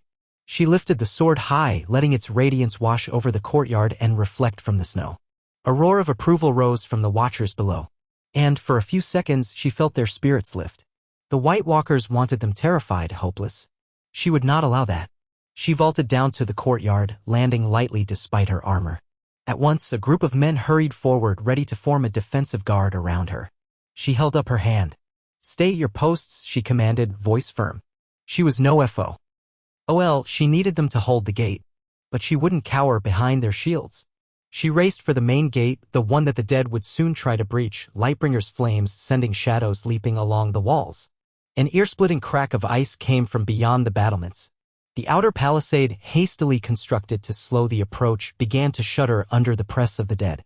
Spears of ice shot forward as some unknown White Walker magic assaulted the barriers. Splinters of wood exploded. Shouts and screams mingled with the dull roar of the undead. In moments, the outer defenses collapsed and the writhing mass of whites spilled toward the main wall. The men at the gate clenched their jaws, preparing for the collision. When the wave of whites finally arrived, it crashed against the stakes and ramparts like a storm-driven tide, bodies piling up, spindly fingers clawing at the wood. A nightmarish scramble ensued as the whites began to climb over each other, forming hideous mounds of corpses that moved as one. Dragonglass-tipped spears jabbed downward, arrows rained, and jets of flaming oil poured from above. But still they came unstoppable. On the upper walls, a White Walker stepped into view, tall and regal in its own frozen way. It raised its strange, crystalline blade, and a razor-edged wind gusted through the courtyard, snuffing out torches and sending men stumbling. Arya clenched her teeth as the cold bit deeper than any winter wind she'd known. She heard men screaming, felt the bitter frost forming on her eyelashes. But she forced her limbs to move. She focused on the flame in Lightbringer, letting it guide her. With a single flicker of will, she slashed the air in front of her. The sword's fire flared in a wide arc, cutting through that icy blast. A wave of heat pulsed outward, buying a moment's reprieve. The White Walker's empty eyes fell on her. Despite its inhuman visage, Arya sensed an ancient malevolence in that gaze, older than any petty war of men. She raised her sword in challenge, hard-hammering. But before the White Walker could descend into the courtyard, a flight of dragonglass arrows hissed across the rampart and shattered around it. One shaft grazed its shoulder, causing it to recoil momentarily. A faint hiss escaped its lips, white vapor swirling, and it withdrew behind a knot of whites. At least they could be hurt. All along the walls, men and women were locked in brutal combat with the undead that managed to climb through broken sections of the defenses. Screams of agony rang out whenever whites tore into living flesh. The courtyard began to fill with pockets of fighting. Defenders shouted warnings as each breach appeared, struggling to plug them with shields and hastily piled rubble. The first wave of whites was met with savage determination, but they kept coming. And the White Walkers orchestrating the assault had not yet fully engaged. Arya found herself in a fray near the main gate as the whites pushed through a gap in the barricade. She took a breath, stepped forward, and let Lightbringer's fire lead her strikes. She slashed a white, a bulky man half-eaten by decay, across the chest, and it exploded in cinders. A second white lunged at her from the side. She whirled, severing its arms with a single blow. Another swarmed her from behind, nails raking her cloak. She ducked low, spun, and drove her flaming blade through its skull. It disintegrated in a burst of ash. Around her, the defenders rallied, spurred by the sight of the whites crumbling under the sword's fire. A line of stark men-at-arms in battered mail stepped up, forming a small shield wall around Arya. More whites battered themselves against that line, bodies piling in a horrific mass. Blood, ice, splinters of wood, everything was chaos. But the defenders held for now. Then a new terror emerged from the darkness beyond the walls, a monstrous bear, half-skeletal, taller than any horse. Its fur was patchy clumps of blackened hide, its eyes a terrifying shade of icy blue. It lumbered through the flames around the collapsed outer palisade, roaring soundlessly. The men on the walls who saw it cried out, frantically shooting arrows. The beast hardly seemed to notice. With a single swipe of its claw, it tore down the remains of a spiked barrier, sending splinters of wood and bits of twisted iron flying. Behind Arya, a soldier yelled, "They have beasts!" Another let loose a dragonglass bolt at the undead bear, striking its flank. The bear reared up, staggering but not falling. It slammed its massive paws into the ground, bulldozing a path through the whites that parted around it like a grim entourage. When it reached the main gate, it began ripping at the heavy timbers. Splintering cracks echoed. If the gate gave way entirely, a flood of whites would pour in. Arya sprinted toward the gate, weaving around pockets of fighting. Her breath came in ragged bursts, the cold stinging her lungs. Blood dripped from a scratch across her cheek, but she ignored it. When she reached the gate, she saw that several men were desperately thrusting spears at the undead bear. One of them managed to jam a dragonglass spear through the bear's side, but the beast whipped its head around, fangs bared, and tore the man apart in a single savage bite. Another soldier froze at the sight, and the bear's next strike hurled him against the wall, crushing him. Arya felt a surge of fury. She pushed off the ground, using a collapsed portion of rubble as a foothold, and launched herself at the creature's back, Lightbringer raised high. She landed on its broad, rotted shoulders, nearly slipping on exposed bone. The stench of decay was overwhelming. With a cry, she drove Lightbringer down, aiming for the base of the bear's skull. Flames seared through putrid flesh, but the beast bucked violently, nearly throwing her off. It turned its head and snapped at her leg, forcing her to pull back. Teeth clacked inches from her calf, ripping through her cloak. She slashed again, trying to reach the spine. The bear roared, thrashing side to side, battered by the sword's fire but still dangerously strong. A spear flew from below, striking the bear's chest. Arya saw Lady Lyanna Mormont at the base of the gate, face determined, hefting another spear. The warrior maid roared a challenge of her own. The bear twisted to face this new threat, giving Arya the opening she needed. Summoning every bit of her rage, she drove Lightbringer down into the bear's neck with both hands, burying it deep. A furious wave of fire erupted, spreading across the undead beast's torso. The bear screeched, staggering. Smoke poured from its wounds. Finally, with a rattling shudder, it collapsed into a smoldering heap. Arya leapt free at the last moment, landing in a crouch on the blood-slick ground. For a moment, the defenders around her cheered, but the respite was short-lived. More whites surged forward, climbing over the bear's charred remains to press the attack. Arya moved to rejoin the line, panting, sweat trickling down her neck despite the cold. She heard Lady Lyanna yelling commands, and she saw men hauling the broken gate timbers back into place as best they could. By some miracle, the breach remained only partial. But the situation was dire. Already, the courtyard's perimeter was a chaos of fighting. Sporadic fires raged, illuminating piles of corpses, both white and living. The air was thick with the stench of charred flesh. A horn blast came from the southwestern ramparts. Arya peered through the swirling snow and smoke, trying to see what new threat approached. A wave of whites had circled the castle, attacking from multiple sides. The defenders on that flank were fewer, having anticipated the main assault would come from the north. If the undead poured in there, Winterfell would be overrun. Heart-pounding, Arya sprinted along the wall walk, Lightbringer's fire flickering, occasionally sputtering in the fierce wind. She nearly slipped on patches of ice, but she forced herself onward. When she reached the southwestern rampart, she found a nightmarish scene. The whites were scaling the walls where sections of stone had been weakened by old battles. A few defenders hacked at them, but the numbers were overwhelming. Despite the ring of pitch fires that had been lit, the whites flung themselves with reckless abandon, crawling over the burning bodies of their own kin. The gatehouse on this side was smaller, less fortified. Its wooden doors were shaking under repeated blows. Arya rushed to aid the men struggling to hold the gate. She slammed Lightbringer into the flank of a white that had broken through. Flames engulfed it and it disintegrated in a swirl of ash. Another leapt at her, a woman white in a shredded cloak, face half-eaten by maggots. Arya parried its clawed hands, severing them before slicing through its torso with a diagonal slash. The flame pulsed brilliantly, incinerating the creature from within. Around her, men shouted war cries, spurred by her example. But the sheer mass of whites hammered them relentlessly. A White Walker appeared on the rampart, watching with a cold detachment as the dead tore into living flesh. Arya locked eyes with it from below. The creature's hair was long and white as snow, its features gaunt and sharp. It raised its blade of crystalline ice and leapt from the rampart to the lower platform. When it landed, the ground frosted over in a radius around its feet. The nearest men stumbled, their weapons encrusted with sudden ice. Arya felt a stab of fear. Killing a White Walker would be harder than killing whites. Dragonglass or Valyrian steel was needed, and a strong enough blow. She had Lightbringer, which should theoretically suffice. The White Walker pointed its sword at her, almost like a knight challenging another to single combat. Arya's pulse thundered. She raised Lightbringer in response, flame lighting the swirling snow. The White Walker advanced, steps graceful and silent. Its presence alone exuded a chill that made her breath crystallize. They circled each other briefly, other combatants giving them a wide berth as if some primal force compelled them not to intervene. Then the White Walker struck, its blade cutting through the air with uncanny speed. Arya barely managed to parry. The force of the impact sent a jolt up her arms. The freezing cold emanating from the walker's sword clashed with the searing heat of Lightbringer, producing a hiss of steam. For a heartbeat, their blades locked, the walker gazing at Arya with hateful curiosity.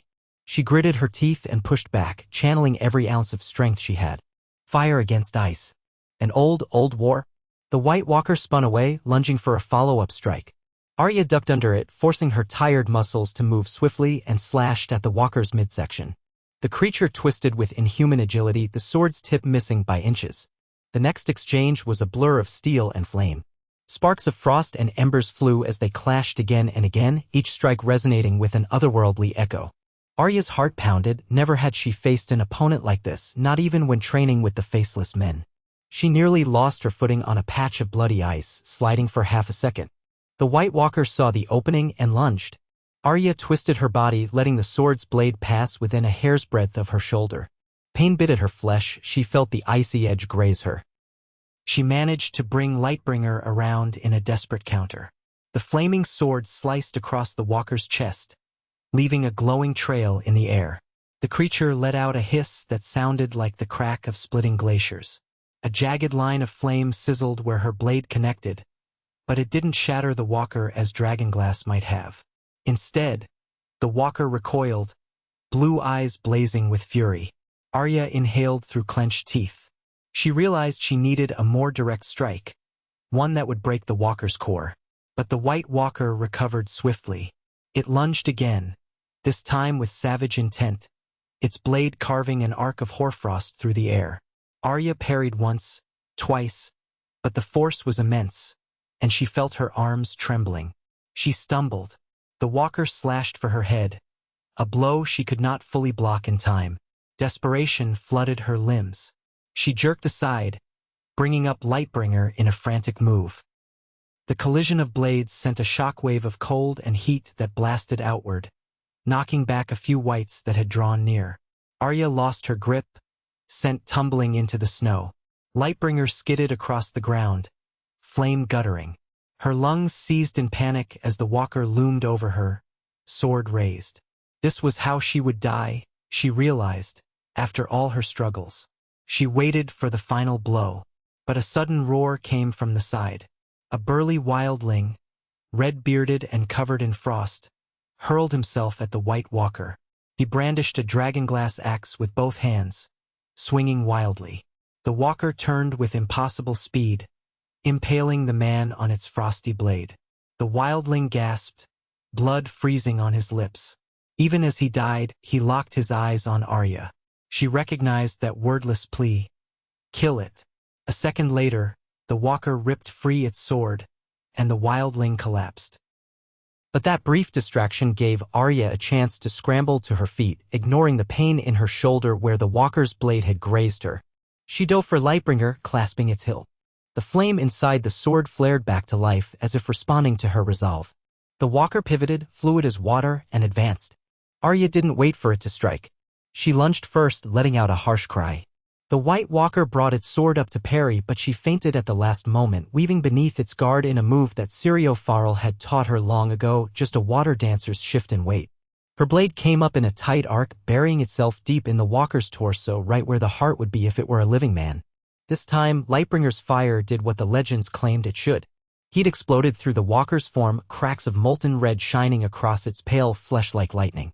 The walker let out a high, keening wail that scraped at Arya's ears. In a flash of blinding light, it shattered into a burst of icy shards and blue-white flame, collapsing into a swirl of snow that dissipated into the wind. When the sparks cleared, the walker was gone. Arya staggered, breathing hard. She killed it, but she felt no triumph, only a stark awareness that many more remained. The wights that had been nearby lurched, momentarily disoriented by the walker's destruction. That gave the defenders at the gate precious seconds to rally, hacking down the momentarily confused undead. But the respite was fleeting. More White Walkers roamed the battlefield, continuing to direct the horde. On the parapet, another horn blast resounded, but this one was different, short, sharp, repeated 3 times. Suddenly, a wave of stamping hooves and furious battle cries rose from the darkness beyond the southwestern approach. Arya felt a jolt of hope as she recognized the distinct timbre of war horses. Through the swirling snow galloped a contingent of cavalry, their banners tattered but distinct, a white sunburst on black, an inverted sigil of House Dane, a falcon and moon crest for House Aaron, and, riding at the forefront, Jon Snow astride a great black horse. Arya's heart nearly stopped. Jon, his face grim under a thick beard and half-helm, led a desperate charge into the flank of the Whites. He carried Longclaw, the Valyrian steel sword he'd inherited, and the blade glinted in the moonlight. At his side rode several northern bannermen and a handful of knights from the Vale. They crashed into the undead ranks, hewing them down. Though cavalry charges were less effective in deep snow, the suddenness of the assault took many wights off guard, and a swath of them fell beneath the horses' hooves. Arya's lips parted in a stunned gasp. Jon was alive, truly alive, and here, at Winterfell's most dire moment. The men on the walls cheered with renewed vigor, shouting, "Snow Stark!" as they saw his banner alongside the dire wolf. More horn blasts sounded, uncoordinated but exuberant. Jon's force split the Whites, driving a wedge that relieved pressure on the southwestern gate. The defenders within poured out to join the assault, forming a pincer that trapped hundreds of Whites between them. Steel flashed, dragonglass found its mark, and dozens more undead fell. The White Walkers to the north of the castle hesitated momentarily, sensing this shift in the battle. Arya couldn't tear her gaze away from Jon's silhouette as he led his men through the undead throng. She yearned to run to him, embrace him, ask 100 questions. But the fight was far from finished. The largest mass of Whites still battered the northern gates, and more White Walkers waited, their unnatural eyes glowing. If the defenders didn't press their advantage now, the dead would reorganize and crush them. Summoning all her will, Arya turned away from the southwestern gate and raced back to the main courtyard, trusting that Jon would hold that flank. As she arrived, she saw that the northern gates were in grave danger. The partial barricade had given way entirely, and Whites surged in, overwhelming the defenders. Bodies littered the courtyard. Above, on the ramparts, archers continued to loose arrows, but it was barely enough to stem the tide. Melisandre stood on a walkway overlooking the chaos, her ruby choker flaring bright as she chanted, flames flickering at her fingertips. She hurled gouts of fire into the wights, immolating them in clumps. But her face was ashen, her eyes pained, as if each spell cost her a piece of her life. Arya dove back into the fray, Lightbringer cutting a path of blazing destruction. Each wight she struck exploded into ash, offering at least a sliver of respite to the beleaguered men around her. She spotted Lady Mormont, bruised and bleeding, still leading her Bear Island fighters in fierce shield bashes and spear thrusts. She found Jory Hornwood, a minor lord covered in gore, grappling with a wight that was gnawing on his arm. She cut it down, then helped him to his feet. All around, the living clung to hope by the narrowest thread. Then a piercing shriek swept over the battlefield, so sharp it sent a tremor through Arya's bones. She turned in time to see another White Walker stepping through the shattered gates, a tall, crown-like crest of icy horns upon its head. Armor made of black ice clothed its slender form. This one felt more powerful than the others. Its eyes glowed like dying stars. With a subtle gesture of its hand, it seemed to beckon. And from behind it came a monstrous figure, an undead giant at least 14 feet tall, its head crowned with patches of filthy snow and icicles. Its face was half gone, revealing jagged teeth in a permanent grin. The giant held a massive club made from a tree trunk. A hush of dread spread among the defenders. A few men tried to charge the giant, jabbing with dragonglass spears. The giant swung its club in a lazy arc, crushing them in an instant. Another wave of defenders flung flaming oil at its feet, but it stomped through the fire, unstoppable. And the White Walker behind it advanced calmly, raising that crowned head as if in silent triumph. Arya gripped Lightbringer, stepping forward. She was exhausted, her muscles aflame, but she knew that if the giant broke through, all would be lost. Around her, the battered survivors exchanged glances, uncertain who would stand with her. Then Lady Lyanna Mormont spat blood and said, "Well, I'm not letting that thing crush my home." She hefted her spear, the tip glinty ing with obsidian. A ripple of agreement passed through a handful of others. Together, they formed up with Arya. The giant roared, a hollow sound, and charged with thundering steps. Arya raced to meet it, adrenaline surging. She dodged the first sweep of the club, which smashed a stone archway behind her into rubble. The shockwave nearly toppled her. Lady Mormont hurled her spear from a few paces away, striking the giant's hip. It bellowed, half stumbling, but quickly regained its balance. Another fighter lobbed a flaming pot at its shoulder, igniting scraps of fur still clinging to its rotted flesh. The giant howled, thrashing in pain, but kept coming. Arya darted behind the giant, searching for a vulnerable spot. Even if she struck with Lightbringer, she wasn't sure if it would be enough to kill such a colossal undead. She feinted toward its right calf, only to leap aside as it brought its foot down in a stomp that cracked the ground. She felt the tremor rattle her teeth. The giant twisted, swinging the club overhead, aiming to crush her. She dove forward, rolling across the icy ground, the club slamming behind her with a thunder that shook the courtyard. Bits of cobblestone flew everywhere, peppering her like tiny missiles. Scrambling upright, she yelled for Lady Mormont and the others. "Go for its legs. We bring it down." They rushed in unison.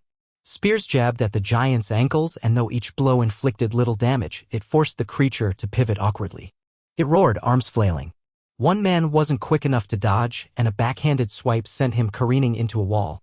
Arya took the chance to slash at the giant's Achilles tendon with Lightbringer, the flame slicing through rotted muscle. The giant's leg buckled. It dropped to one knee, howling.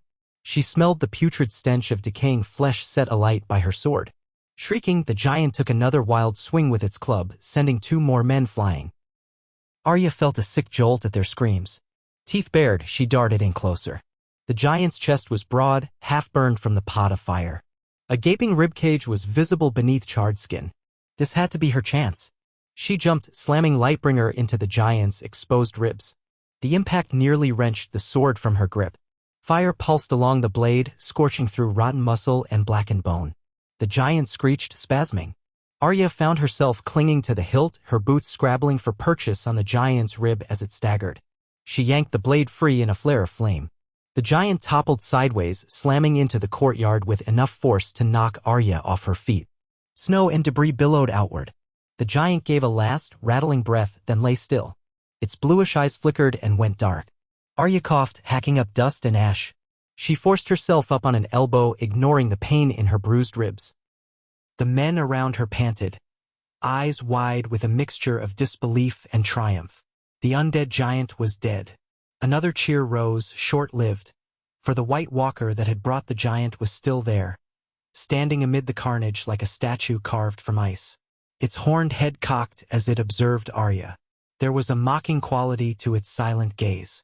Then it slowly lifted its hand, and a wave of frigid magic cascaded outward.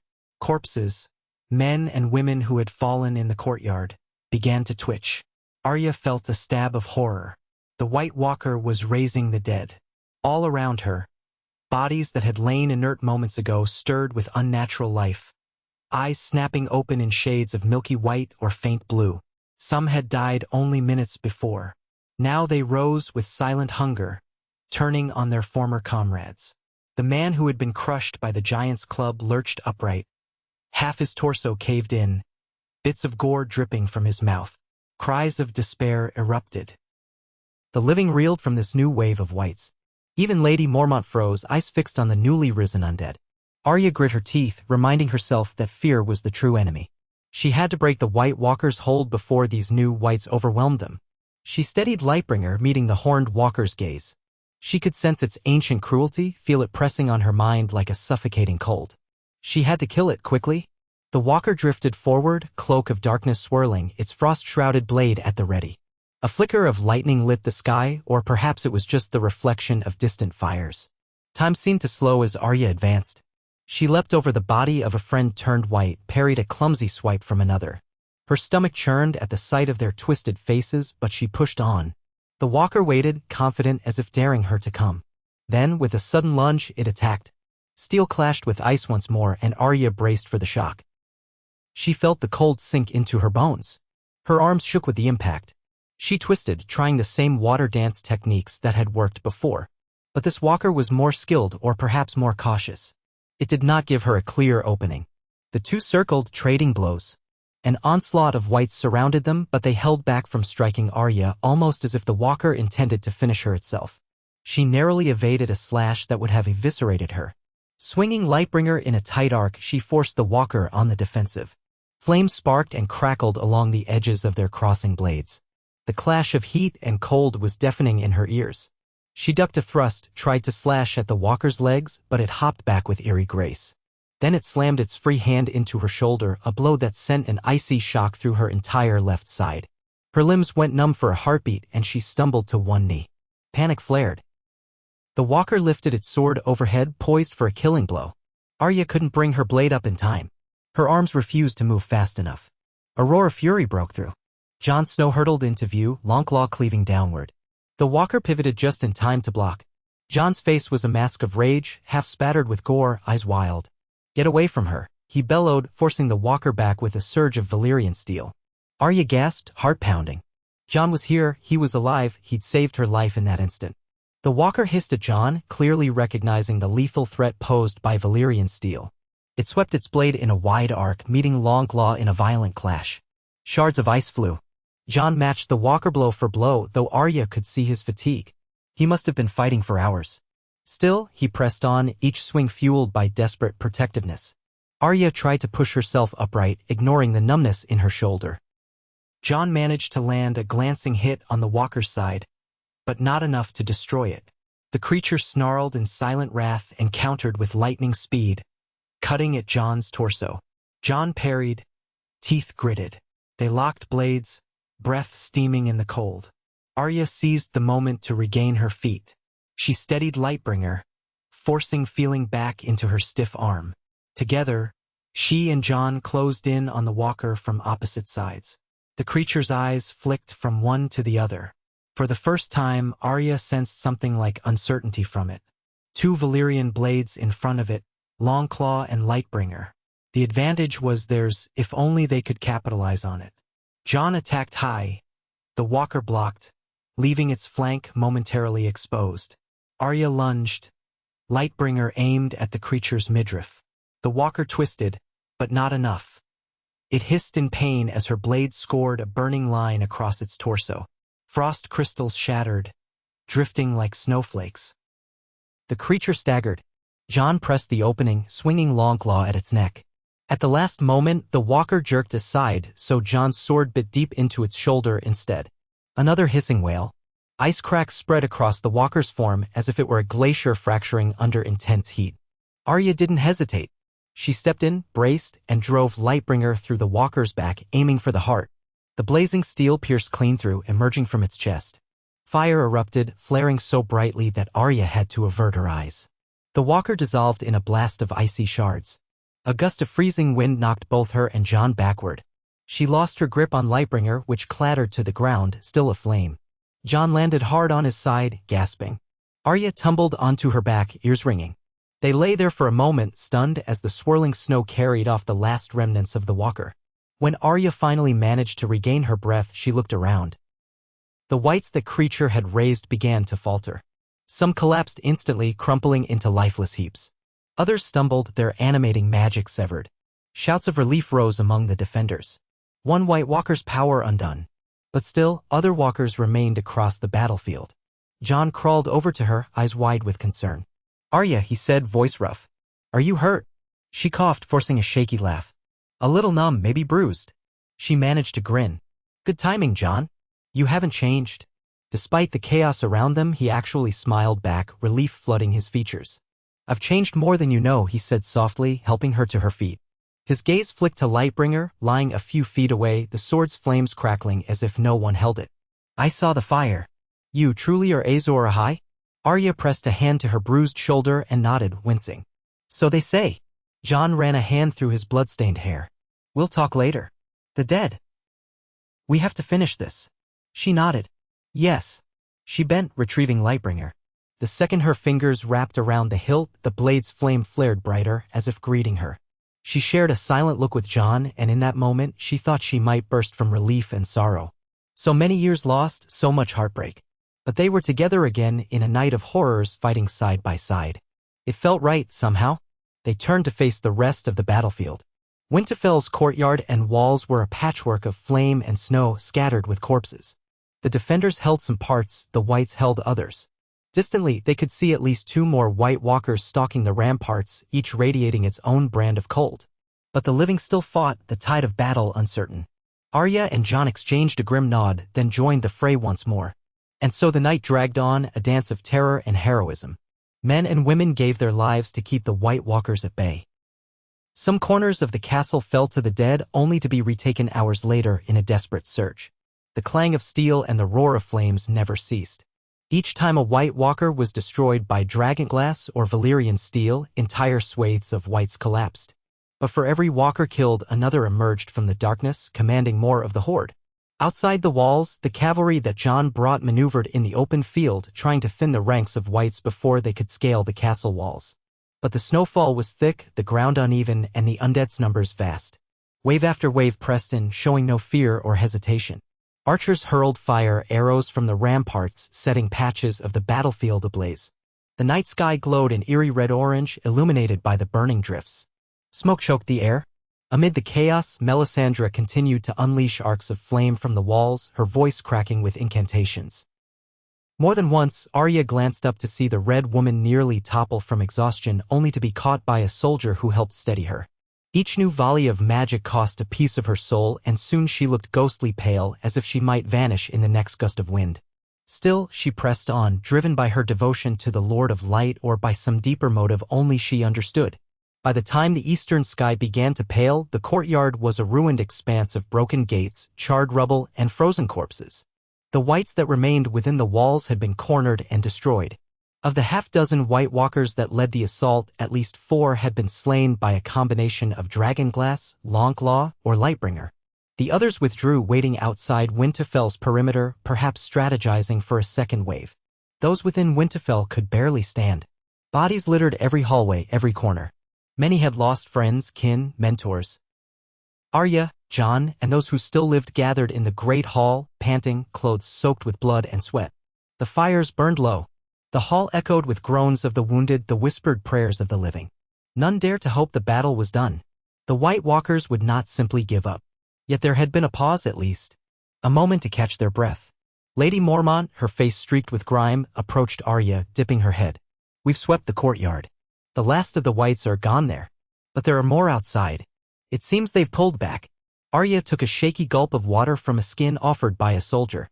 Likely waiting for us to break. Or for the dawn. But the dawn brought little solace. This was the heart of winter. If the sun rose, it might be a feeble, pale disk behind heavy clouds. We've lost half our force, Lady Mormont said, voice hollow. Maybe more. She glanced around at the battered men huddled in small groups. Without reinforcements, eh? Jon, standing beside Arya, spoke quietly. We keep fighting. His voice was grim but unyielding. We hold Winterfell. This is our home. Arya looked at him, seeing in his eyes the same steel she felt in her own heart. Yes, she said. We hold. If the White Walkers take us, there'll be nothing to stop them from sweeping south. Melisandre entered the hall, leaning on 2 soldiers. She looked frail, as if she'd aged decades since the battle began. Her red hair was damp with sweat, her face drawn. The Lord of Light has not abandoned us, she said softly, more to herself than anyone else. Her gaze found Arya's. You still live, Azor Ahai? Arya's chest clenched at the mention of that title. She wanted to deny it, to say she was just Arya Stark. But she couldn't ignore the truth. She had destroyed multiple White Walkers, each time wielding a blade of flame that responded to her alone. If this wasn't the prophecy incarnate, she didn't know what else it could be. Yet prophecy brought no comfort. The hall was filled with moans of the dying. She felt no sense of glory here. How long until they attack again? Someone asked. No one could answer. The White Walkers might assault in the next hour or wait a day, letting the living weaken with hunger and despair. Or they might call upon some darker magic. Arya felt the weight of uncertain hours pressing down on her, every minute an agony of suspense. She wanted to check on the wounded, to see if Gendry had survived somewhere, or Tormund Giantsbane, or any of the others she half remembered. But there was precious little time. A sudden commotion at the hall's entrance made them all turn. A pair of sentries guided in a figure who staggered under a heavy cloak. One guard called out, they say they have urgent news from the west. The figure threw back the hood to reveal a woman with dark hair, face smeared with soot. She wore the sigil of House Reed on her tunic. Blood stained one side. She was panting, eyes wild. What is it? Arya asked, stepping forward. The woman swallowed hard. Your Grace, she began, though Arya bristled at being called that. We were part of a small band from Greywater Watch. We came to fight, but on the road we encountered more of the dead. A new force from the west. They're heading here. Thousands more. They'll be here by nightfall. Her voice shook. We barely escaped with our lives. Silence thickened in the hall, broken only by the crackle of fires and the ragged coughs of the wounded. Thousands more. The White Walkers had rallied fresh hordes from the mountains, from old battlefields, from anywhere they could raise corpses. Arya felt a hollow dread. The first wave alone had nearly crushed them. Now a second wave threatened to arrive before they'd even recovered. Jon's face was grim. Then we have less time than we thought. Melisandre closed her eyes, body swaying as if a harsh wind had blown through the hall. The darkness is deeper than I feared. Arya inhaled slowly, forcing her mind to focus. She glanced at Jon, who met her gaze with equal determination. We need to fortify what remains, she said, turning to address the assembled warriors. Every door, every breach. We gather the wounded in the Great Hall, post guards at every entrance. We don't have enough men to hold the entire castle perimeter, so we'll concentrate in the courtyard and the Great Hall. We'll fight them step by step if we must. Let them come. We'll burn them all. Her words were met with weak but resolute murmurs of agreement. They had no other choice. What of the eastern approach? Asked one of the soldiers. Or the crypts? Jon nodded. We'll have to set watchers there. The crypts might be vulnerable if any White Walker tries to raise the dead that lie below. He looked at Arya with a flicker of fear. All the ancient Stark ancestors, if a Walker ventured into that darkness. Arya's blood ran cold at the thought of her father's remains being used against them. But she forced herself not to waver. Then post some of our best men at the crypt's entrance. Use the dragonglass we have left. Melisandre. Can you ward it, somehow? The red woman exhaled shakily. I can try, but my strength... She lifted a trembling hand, indicating her waning power. I will do what I can. The night is not over. A hush settled. Orders were quickly dispersed. The defenders moved as best they could, hauling rubble to shore up partial walls, removing bodies of the fallen to burn them before they could be raised against them again. The courtyard was a ruin, but they cleared enough space to allow for a defensive ring. Those too wounded to fight were placed in the keep's interior chambers, guarded by older men and younger boys who could still hold a weapon if needed. A sense of grim resolve permeated the battered survivors. In the quieter moments, Arya found Jon beside a shattered archway overseeing a group piling up the dead for burning. She hesitated, then approached him. He turned at her footsteps, relief blooming across his face.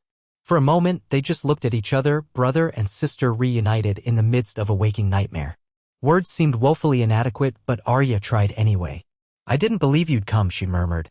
He gave a half-chuckle that was more a sigh. "Nor did I until a few days ago. We rallied some free folk, a handful of knights from the Vale." His expression turned grim. "I wanted to come sooner, but we had our own battles. I thought I might be too late." Arya gazed at him, recalling the countless memories they'd shared in childhood. It felt like a lifetime ago. "I'm just glad you're alive," she said, swallowing the lump in her throat. "I heard rumors. They said you died and came back." Jon studied the battered stones, lips pressed thin. "Yes," he said at last. "I was betrayed at Castle Black, stabbed by men of the Watch.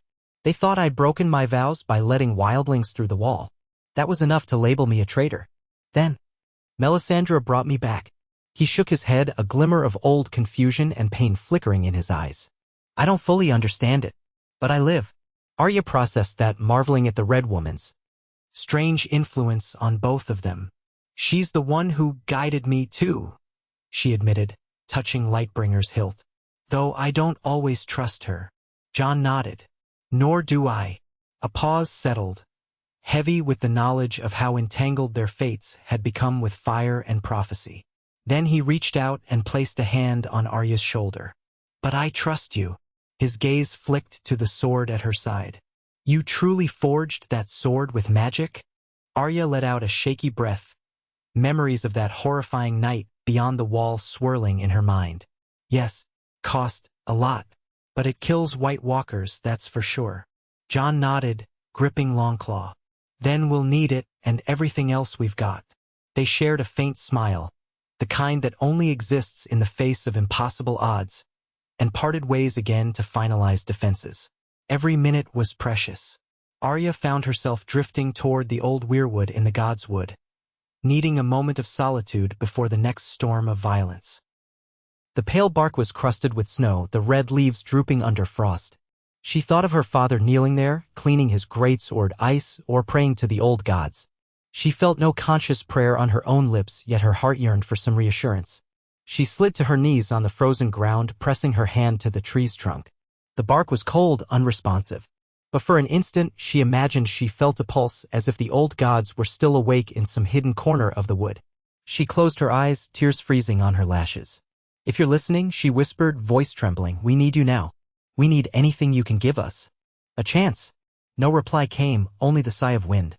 She bowed her head, wishing she could linger, wishing she could slip into the peace of the old days. But that peace was gone. She rose, leaving footprints in the untouched snow, and returned to the courtyard. The last hours of darkness stretched on. Dawn was a half-remembered myth. In that eerie half-light, the second wave arrived. Scouts on the rampart spotted them first, a wide column of whites advancing from the west, just as the woman from House Reed had warned. Snow blew across the field in drifts, partially masking their numbers, but enough torches dotted the field to see that they were many. The watchers on the walls tensed, calling out for the others to prepare. Once more, men and women readied weapons, formed lines, stoked the fires. Some had barely caught an hour of rest since the first assault. Jon joined Arya on the battlements, scanning the enemy lines. "They're gathering," he muttered. "Looks like more White Walkers at their head." Arya peered through the swirling gloom, spotting at least two tall shapes in the midst of the horde. One raised an arm, and the entire host stopped simultaneously, an impossibly coordinated maneuver. A hush settled. It felt like the night itself held its breath. Then a keening shriek tore through the air. One unlike anything Arya had heard.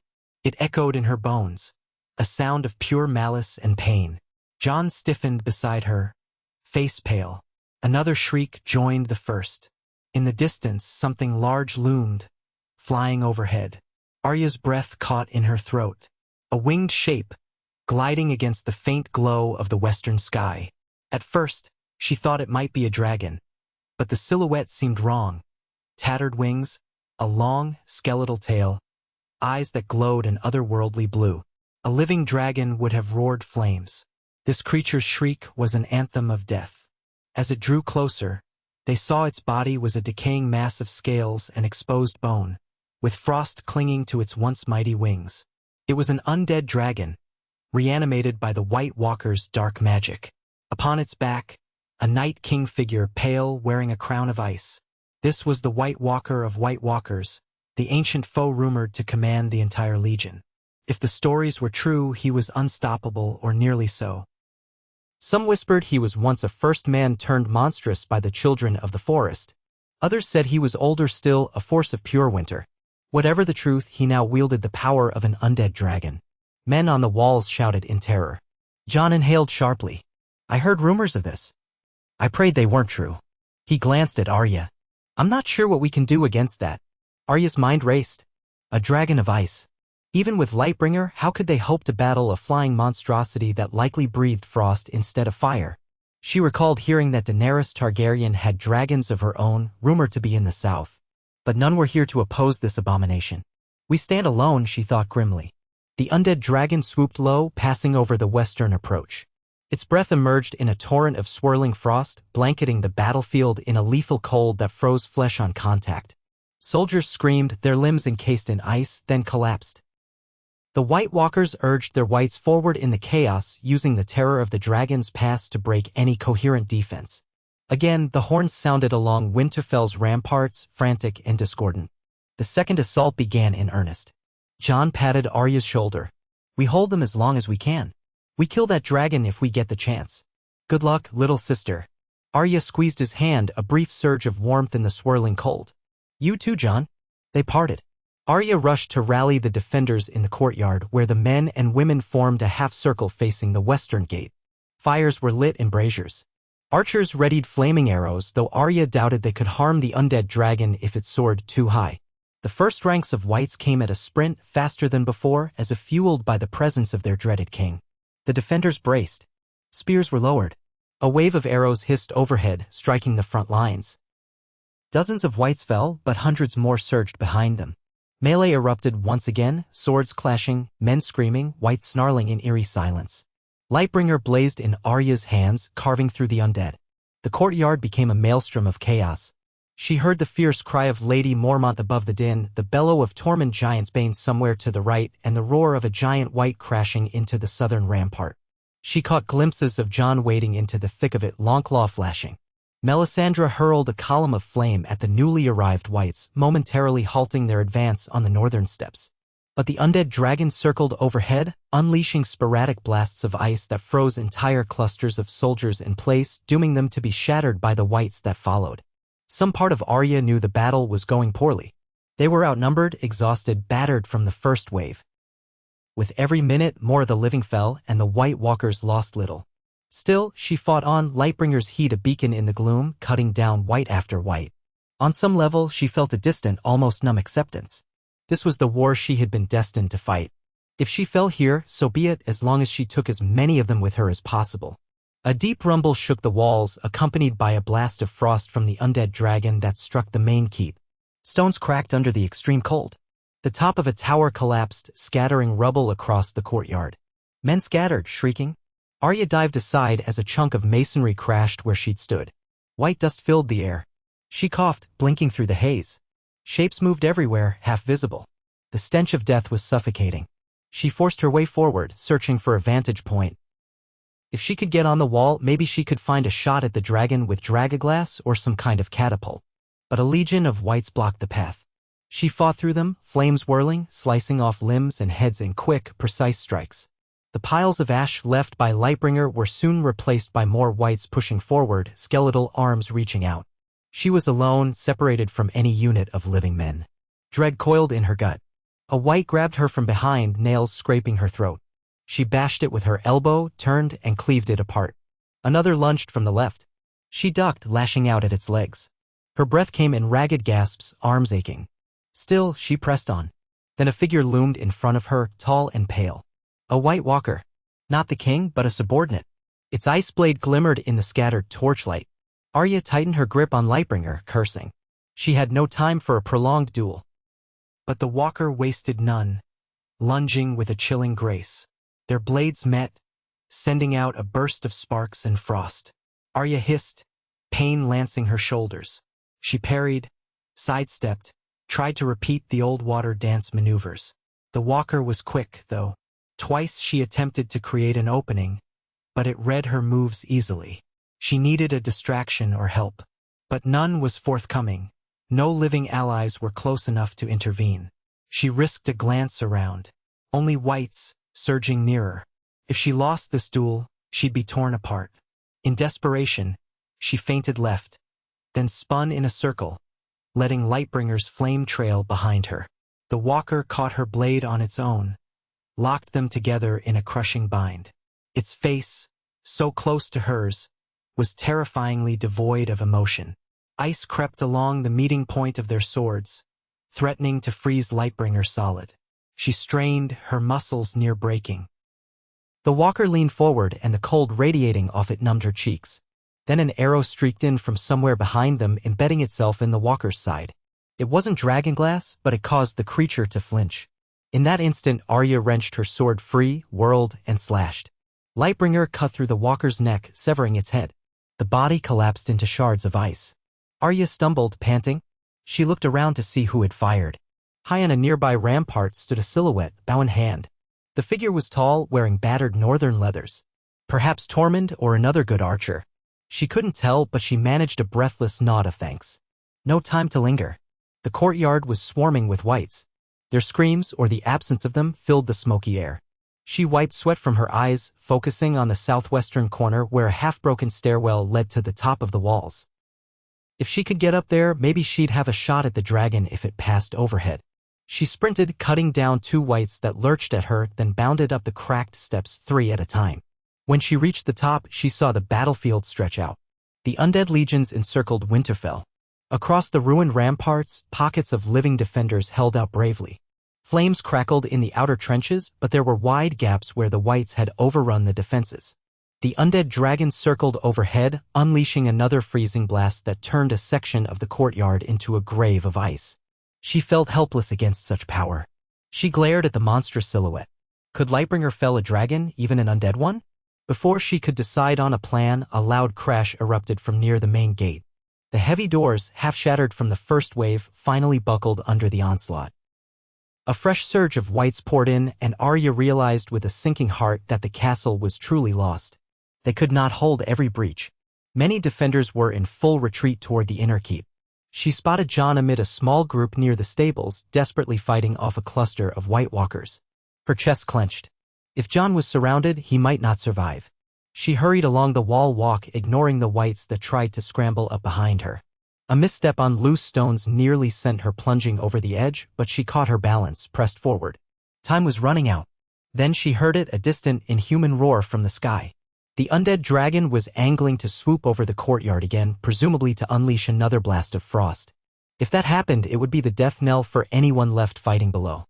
She froze, swallowing a knot of panic. There was a scorpion bolt thrower in the southwestern turret, a relic from wars past.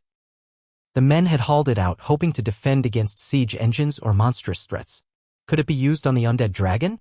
If so, they'd need a dragonglass or Valyrian steel tip, but they lacked the latter, and the dragonglass supply was nearly gone. Still, maybe they had fashioned a single bolt or two. She sprinted along the parapet, ignoring the whites below who hissed and reached up. When she reached the turret, she found 2 men lying dead, their throats torn out. The scorpion bolt thrower stood abandoned, half-loaded.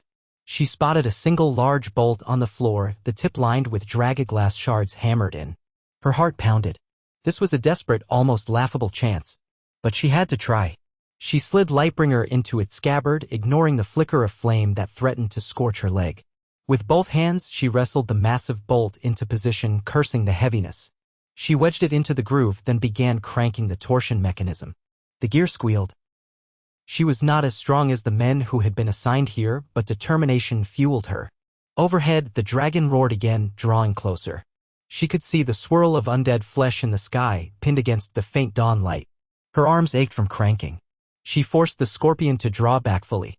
The mechanism clicked into place, the bolt poised. She had one shot. She'd have to wait until the beast was close enough. Glancing down from the turret, she saw that the whites were flooding the courtyard, forming a relentless tide. Screams echoed. Another white walker strode across the open ground. In the keep's doorway, she saw Melisandre slumped to her knees, possibly unconscious or worse. Arya bit her lip until it bled, tears burning in her eyes at the scale of the horror. Focus. The dragon soared overhead, passing near the front gate, letting out a screech. She aimed the scorpion, adjusting for angle. The night sky was ablaze with the glow of fires, swirling with ash. The undead dragon circled, frost streaming from its mouth. Her breath caught. Now or never. She tracked it, inhaled, and yanked the release lever. The bolt streaked upward in a blur of motion, slicing through the thick swirl of snow. Arya clenched her fists, eyes locked on the beast. For an agonizing instant, it seemed as though the shot would miss. Then a jolt of impact. The dragon jerked, the bolt burying itself in its flank, just behind the wing joint. A shriek tore from its rotted throat.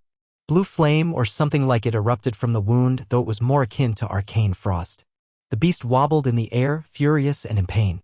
A spark of hope flared in Arya's chest. She'd hit it. But it wasn't a killing strike. The dragon reeled, drifting lower, but still aloft. The Night King figure on its back clung to the harness, turning that glacial gaze toward the turret where the bolt had come from. Arya's blood ran cold. She saw him raise an arm, could almost sense the necromantic power building. She had no more bolts to load. The scorpion was effectively useless now. A swirl of frost-laden wind slammed the turret. A chunk of the upper battlement cracked, sending stones tumbling. Arya ducked, pressing herself against the scorpion. Another wave of unnatural cold whooshed overhead, sapping the warmth from her limbs. She felt as though she might freeze to the spot. The undead dragon swooped in a wide arc, aiming to strafe her position. She had only a second to act. She drew Lightbringer, the blade flaring with desperate intensity. The dragon's maw opened, a swirl of pale frost gathering in its throat. Arya clenched her jaw, remembering the leap she'd taken onto the undead bear. Foolhardy, but maybe her only chance. As the beast's huge shape passed close by the turret, she ran along the crumbling battlement, launched herself into the air, and grabbed at the ragged harness strapped around the dragon's side. The force nearly tore her arms from their sockets, but she clung on, hooking one leg around a strap. Wind ripped at her hair and cloak. Lightbringer's flame danced precariously, threatening to blow out, but it endured. The dragon shuddered, shrieking, beating its tattered wings to stay airborne. The bolt still protruded from its side, black blood oozing around the dragonglass shards. It turned its serpentine neck, trying to snap at whatever clung to its flank. Arya scrambled upward, fists wrapped in the harness, hooking Lightbringer's hilt on a buckle so she wouldn't drop it. The stench of decay overwhelmed her. She heaved herself higher, determined to reach the beast's spine if she could. Then she felt an icy presence towering above her. The Night King gazed down from the saddle area, face expressionless yet brimming with ancient malevolence. His eyes burned a deeper blue as if appraising this audacious mortal. Arya felt a wave of dread. He had commanded these legions for countless centuries. But so be it. She was a Stark and she wouldn't yield. She forced her numb fingers to move, drawing Lightbringer from its scabbard. The blade flared anew. The Night King raised a spear of frozen crystal, aiming it at her. She swung desperately, cutting at his arm, but he leaned aside, impossibly quick. The spear's tip grazed her side, slicing through her leather, biting cold. She hissed in pain, feeling blood trickle.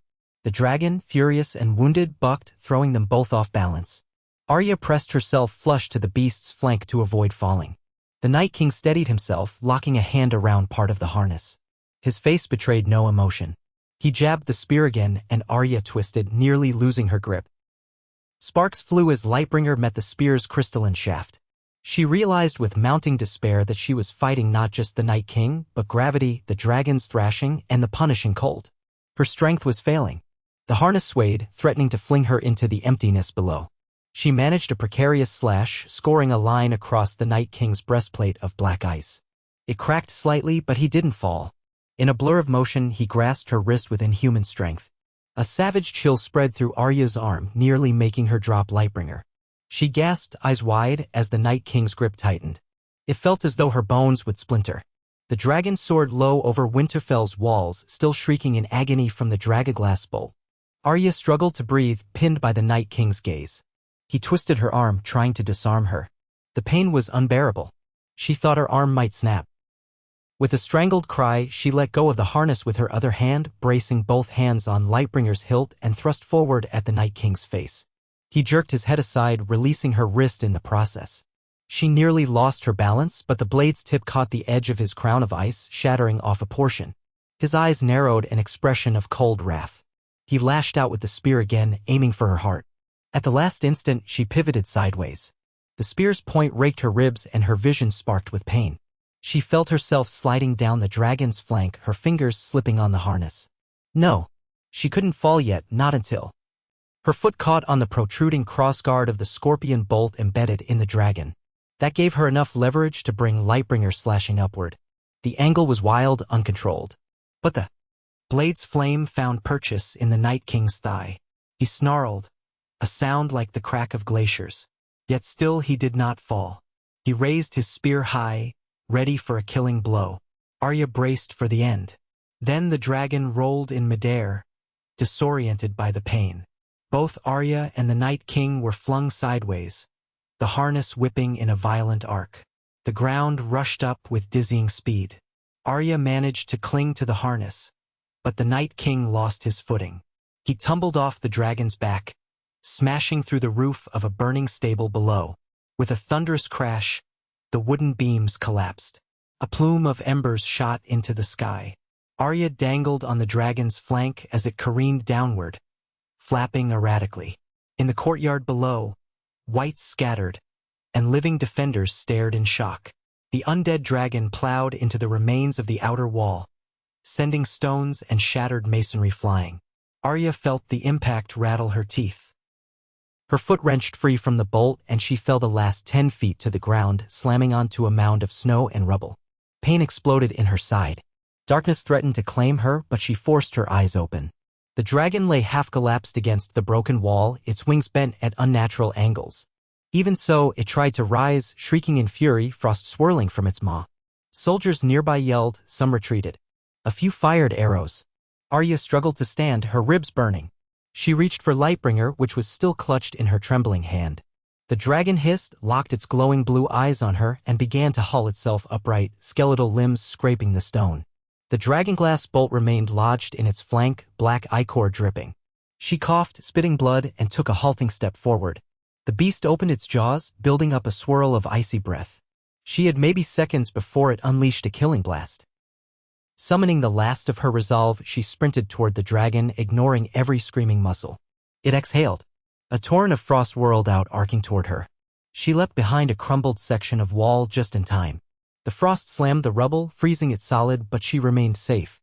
For now. Heart-hammering, she peeked around the stones. The dragon's chest heaved with labored breaths. She needed to strike the skull or spine, something vital enough to destroy the necromantic magic animating it. But how to get close? The courtyard was open except for scattered chunks of wall.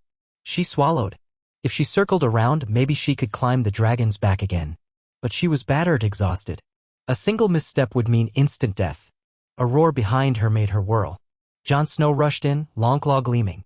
His armor was dented, face streaked with soot, but he had that determined glint in his eyes. She felt relief flood her.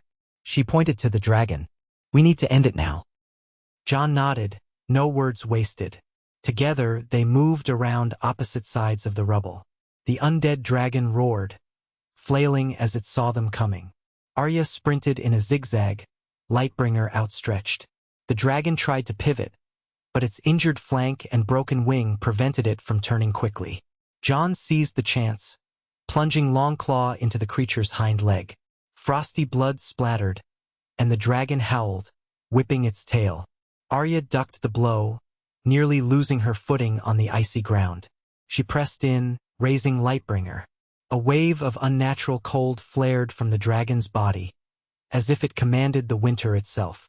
A sheet of rime spread across the ground, almost tripping Arya. She gritted her teeth. Fine. One strike. She dashed forward, ignoring the bitter chill. The dragon's head snapped toward her, jaws wide. She had a split second to react. She darted under its snapping teeth, then drove Lightbringer upward, angling for the roof of its mouth. The flaming blade connected with the rotted flesh, burning through. The dragon convulsed, a gargled screech rattling its throat. Flames from her sword clashed with the frost swirling inside its body. She felt a shockwave run up her arms. Jon added his own strike, slashing at the dragon's skull from the side. The combination was too much. The undead dragon's head erupted in a burst of icy shards, fragments of bone and frost spraying out. The body collapsed in a violent spasm, crushing half a ruined tower behind it. Arya yanked Lightbringer free, stumbling back as the beast's remains disintegrated into a swirl of freezing mist.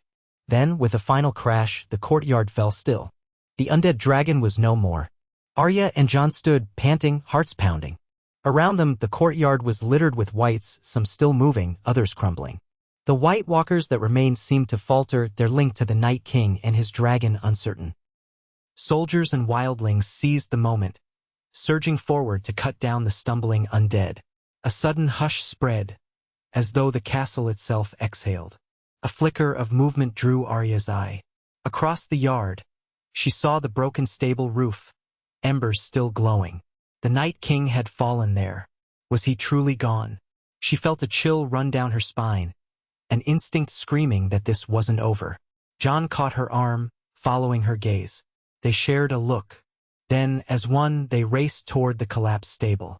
When they reached it, a handful of soldiers were already sifting through debris, trying to extinguish flames and pull out survivors. But the moment Arya saw the twisted mass of wood, her heart sank. The Night King was nowhere to be found. Instead, they discovered a smoking crater in the rubble, as if something very cold had melted the flames around it. Tracks led away, heading toward the ruined gate. Deep in human footprints, each step rhymed with frost. The Night King had survived the fall. A swirl of dread twisted in Arya's gut. If he was still alive, the war was not won. Jon grimaced. We have to find him. If he escapes, he'll raise another army. This might be our only chance. Arya nodded, ignoring the pain in her ribs. Come on. They followed the tracks, picking their way over bodies and rubble.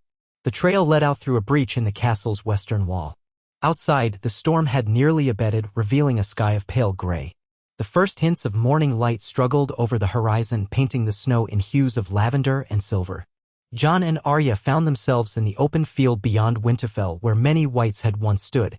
Now the field was scattered with corpses frozen in mid-stride or half-burned piles of bones. The White Walkers had retreated or been destroyed, but in the distance, near a line of skeletal trees, a solitary figure limped away. The Night King, cloak torn, crown of ice chipped, but still alive. If alive was the right word. His pace was slow, as if injured, but an aura of cold still pulsed around him. Even from hundreds of yards away, Arya felt that malevolent power. He was headed north, perhaps to vanish into the winter and rebuild. Jon clenched his jaw. We can't let him. They ran, ignoring exhaustion and wounds, trudging through knee-deep snow. The Night King heard them approach. He turned, eyes blazing. In the early dawn light, his visage was terrifying, half of his crown missing, black ice plating cracked. A spear of frost appeared in his hand, summoned from the air. Arya and Jon slowed, circling him, Lightbringer's flame licking the cold air, Longclaw's Valyrian steel gleaming with frost. The final confrontation. No words were spoken. The Night King raised his spear. Arya lunged first, trying to replicate the move she'd used on the White Walkers. But the Night King was faster, whirling the spear in a blur. She barely avoided being skewered. Jon attacked from the side, slashing for the Night King's leg. The creature sidestepped inhumanly, deflecting with the spear's shaft. Cold waves pulsed off him, sapping their strength. Arya's teeth chattered. She tried a series of quick jabs, Lightbringer flaring each time. The Night King parried them all, retaliating with a swing that shattered a drift of snow behind her. Jon seized the opening, bringing Longclaw down on the creature's spine, but the Night King twisted, raising his arm. The Valyrian steel bit deep into his armor of black ice, fracturing it, but not enough to end him. The Night King spun with a backhand that sent Jon sprawling, blood spraying from his mouth. Jon! Arya cried. Fury flared within her. She pressed the attack, ignoring the creeping numbness in her limbs. Lightbringer clashed with the Night King's spear in a storm of sparks. Each collision felt like a thunderclap. She glimpsed the cracks in his armor, saw the raw force of winter swirling beneath. One direct hit to his heart. If that was what he possessed, and he would fall. He launched a vicious counter, forcing her back. She stumbled, almost losing her balance in the snow. The Night King used that moment to drive his spear at her chest.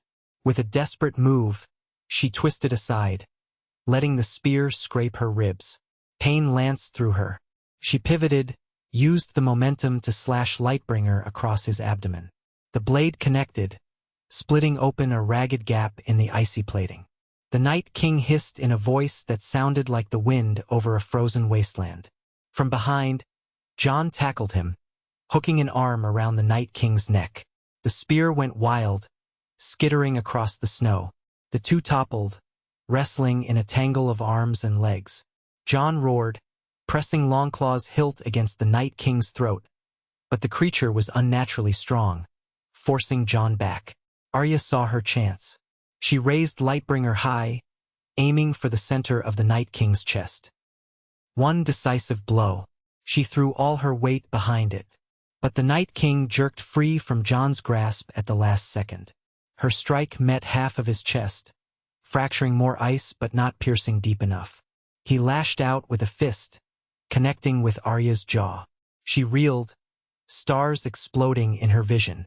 By the time she steadied herself, the Night King had torn free from Jon and now gripped the spear once more, apparently summoned back to his hand by magic. He raised it overhead, ready to stab Jon. Jon struggled in the snow, wounded and half-frozen. "No!" Arya screamed, lunging blindly. Lightbringer blazed, responding to her terror. She slashed the Night King's arm, and the spear clattered away. The Night King snarled, a sound that shook the air. He struck her with a blow that felt like a mountain crashing into her. She flew backward, landing heavily. Her vision blurred, and she tasted blood. From the corner of her eye, she saw Jon scramble forward, hooking the spear with his foot and kicking it away. He and the Night King faced each other in the snow. The creature lunged for Jon with clawed hands.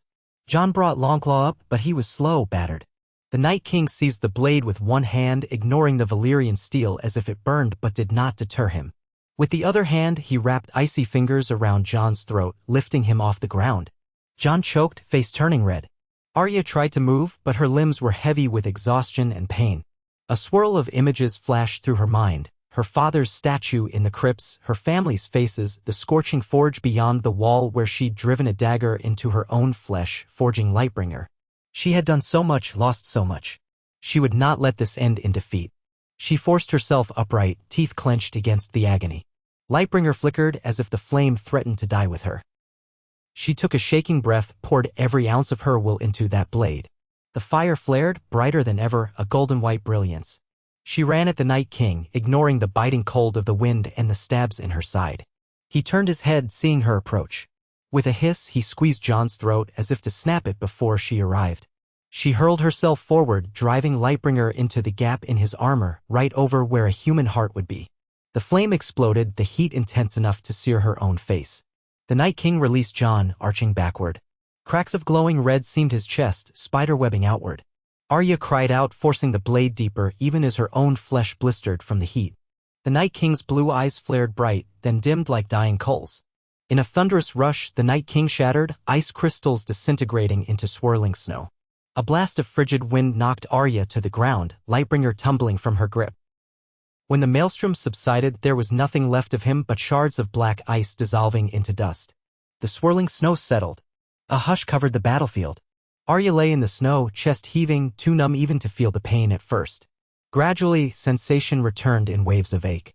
Her side throbbed from the multiple wounds. Her face stung with burns from the sword's flare. But she was alive. She squinted up at the sky. Gray dawn light filtered through the clouds. Dawn. She released a shaky breath. Jon crawled toward her, coughing, tears frozen on his cheeks. "You did it," he rasped, voice raw. He gathered her in his arms carefully. "Arya, you did it." He clung to her as if she might vanish. She coughed, tasted iron. We did it," she whispered. "We all did." Her gaze flicked around. Everywhere, whites were collapsing, crumbling into inert corpses. The White Walkers, too, disintegrated, undone by the Night King's destruction. The monstrous tide that had threatened to drown the world was gone. They stayed like that for an unmeasured time, half-conscious in the drifting snow. At last, soldiers began to emerge from Winterfell's shattered walls, checking the field. Some stumbled upon Jon and Arya, offering help. The battered survivors gathered around, eyes wide with awe and relief. The Great War was over. The dawn had come. In the days that followed, the living began to reckon with their losses. Winterfell was a ruin of charred stone, stained snow, and broken bodies. Thousands had died, more than half the defenders. The surviving lords and wildlings burned the fallen to prevent any chance of reanimation. Tears were shed over lost friends and family. Yet in the midst of the mourning, a new hope glimmered. Arya Stark had ended the Night King with Lightbringer, fulfilling a prophecy older than the realm. Those who lived would pass down tales of that night for generations. The realm beyond the north soon learned of what had transpired. Ravens flew to every corner, the army of the dead is gone, the White Walkers vanquished. Azor Ahai stands among the living, a woman of House Stark. Some in the south scoffed, dismissing it as northern superstition. But many believed, having felt the chill winds that reached even the southern shores. Allies and travelers arrived to see the famed Sword of Flame themselves, to kneel before Arya or simply to thank her. Winterfell became a beacon once more. For her part, Arya Stark remained at Winterfell, healing slowly from her wounds, uncertain whether she was savior or simply a survivor. She spent long hours in the Godwood, the hush of the ancient heart tree soothing her frayed mind. The brand on her soul from forging Lightbringer, driving a knife into her own flesh, reminded her of the cost. She had faced unimaginable horrors. And she had won, with the help of her brother and countless brave souls. When she looked into the Weirwood's face, she thought she could almost sense her father's pride. Each morning, she'd rise to see the snow glittering under a pale sun. The terror of the long night had passed, but winter was not yet over. The world remained cold, battered by wars among the living. She did not know what future she might choose, whether to remain a Stark of Winterfell or journey beyond. But she did know she possessed a power and a purpose far greater than vengeance alone. She had saved the realm from the dead. Now it was up to the realm to redeem itself from the living evils that plagued it. Melisandre vanished shortly after the victory, leaving behind only her battered red cloak near the edge of the battlefield. Some said she collapsed into dust once her mission was complete. Others said she walked into the snow, leaving no footprints. Arya felt a pang of gratitude, mixed with lingering mistrust. Whatever the truth, the Red Woman's final gift had been guidance toward the forging of Lightbringer and thereby the salvation of the realm. Jon Snow remained in the north too, though the question of who should rule now that the threat of the dead was gone weighed on every conversation. Some men clamored for Jon to be king in the north, others looked to Arya as the legendary hero. Both of them demurred. They had no taste for thrones or crowns. They only wanted peace to mend the scars left by war. Gradually, the northern houses began to rebuild, forging a tentative alliance with the Vale, the Riverlands, and any who came in good faith. Winter slowly receded in the months that followed. It was a slow thaw, but the sun grew stronger each day. And so it came to pass that one dawn Arya Stark walked the battlements of Winterfell alone, Lightbringer sheathed at her side, the bruise of her final battle scar still faintly visible on her cheek. She gazed out over the snow-draped forests and saw green buds poking through, a promise of spring. She closed her eyes and let the chill wind brush her skin, remembering every friend and foe, every sacrifice that led to this moment of quiet. Someday, the bards would sing of Azor Ahai reborn, the wolf of Winterfell who banished the long night. They would speak of how the Red Woman chose her, how she forged a sword in blood and heartbreak, how she slew the Night King on the very threshold of dawn. But Arya herself would remember the smaller moments. A father's love, a list of names recited under her breath, a dance lesson with wooden swords, the cold wonder of traveling beyond the wall, the fierce loyalty of a brother who never gave up hope. Those memories, more than prophecy, more than titles, were what truly defined her. She breathed in the crisp morning air, letting it fill her lungs with life. The realm would never be free of threats or darkness, but for now they had earned a reprieve. She placed a hand on the hilt of Lightbringer. Though it looked like an ordinary sword now, she felt its warmth still, glowing with the promise of a flame that could never truly be extinguished. Somewhere, a raven cawed. The first rays of the rising sun touched the highest spires of Winterfell. Arya Stark opened her eyes and began to walk, carrying with her the scars, the memories, and the unbreakable will that had shaped her into Azor Ahai. And so the dawn returned to Westeros, not on the wings of dragons alone, but on the step of a lone wolf who refused to bow to any darkness, who reclaimed her birthright and, in so doing, saved them all. The night was indeed dark and full of terrors, but so long as one spark of courage remained, the day would come again. And Arya Stark, blade of flame in hand, had shown the entire realm that even the longest night must eventually yield to the light.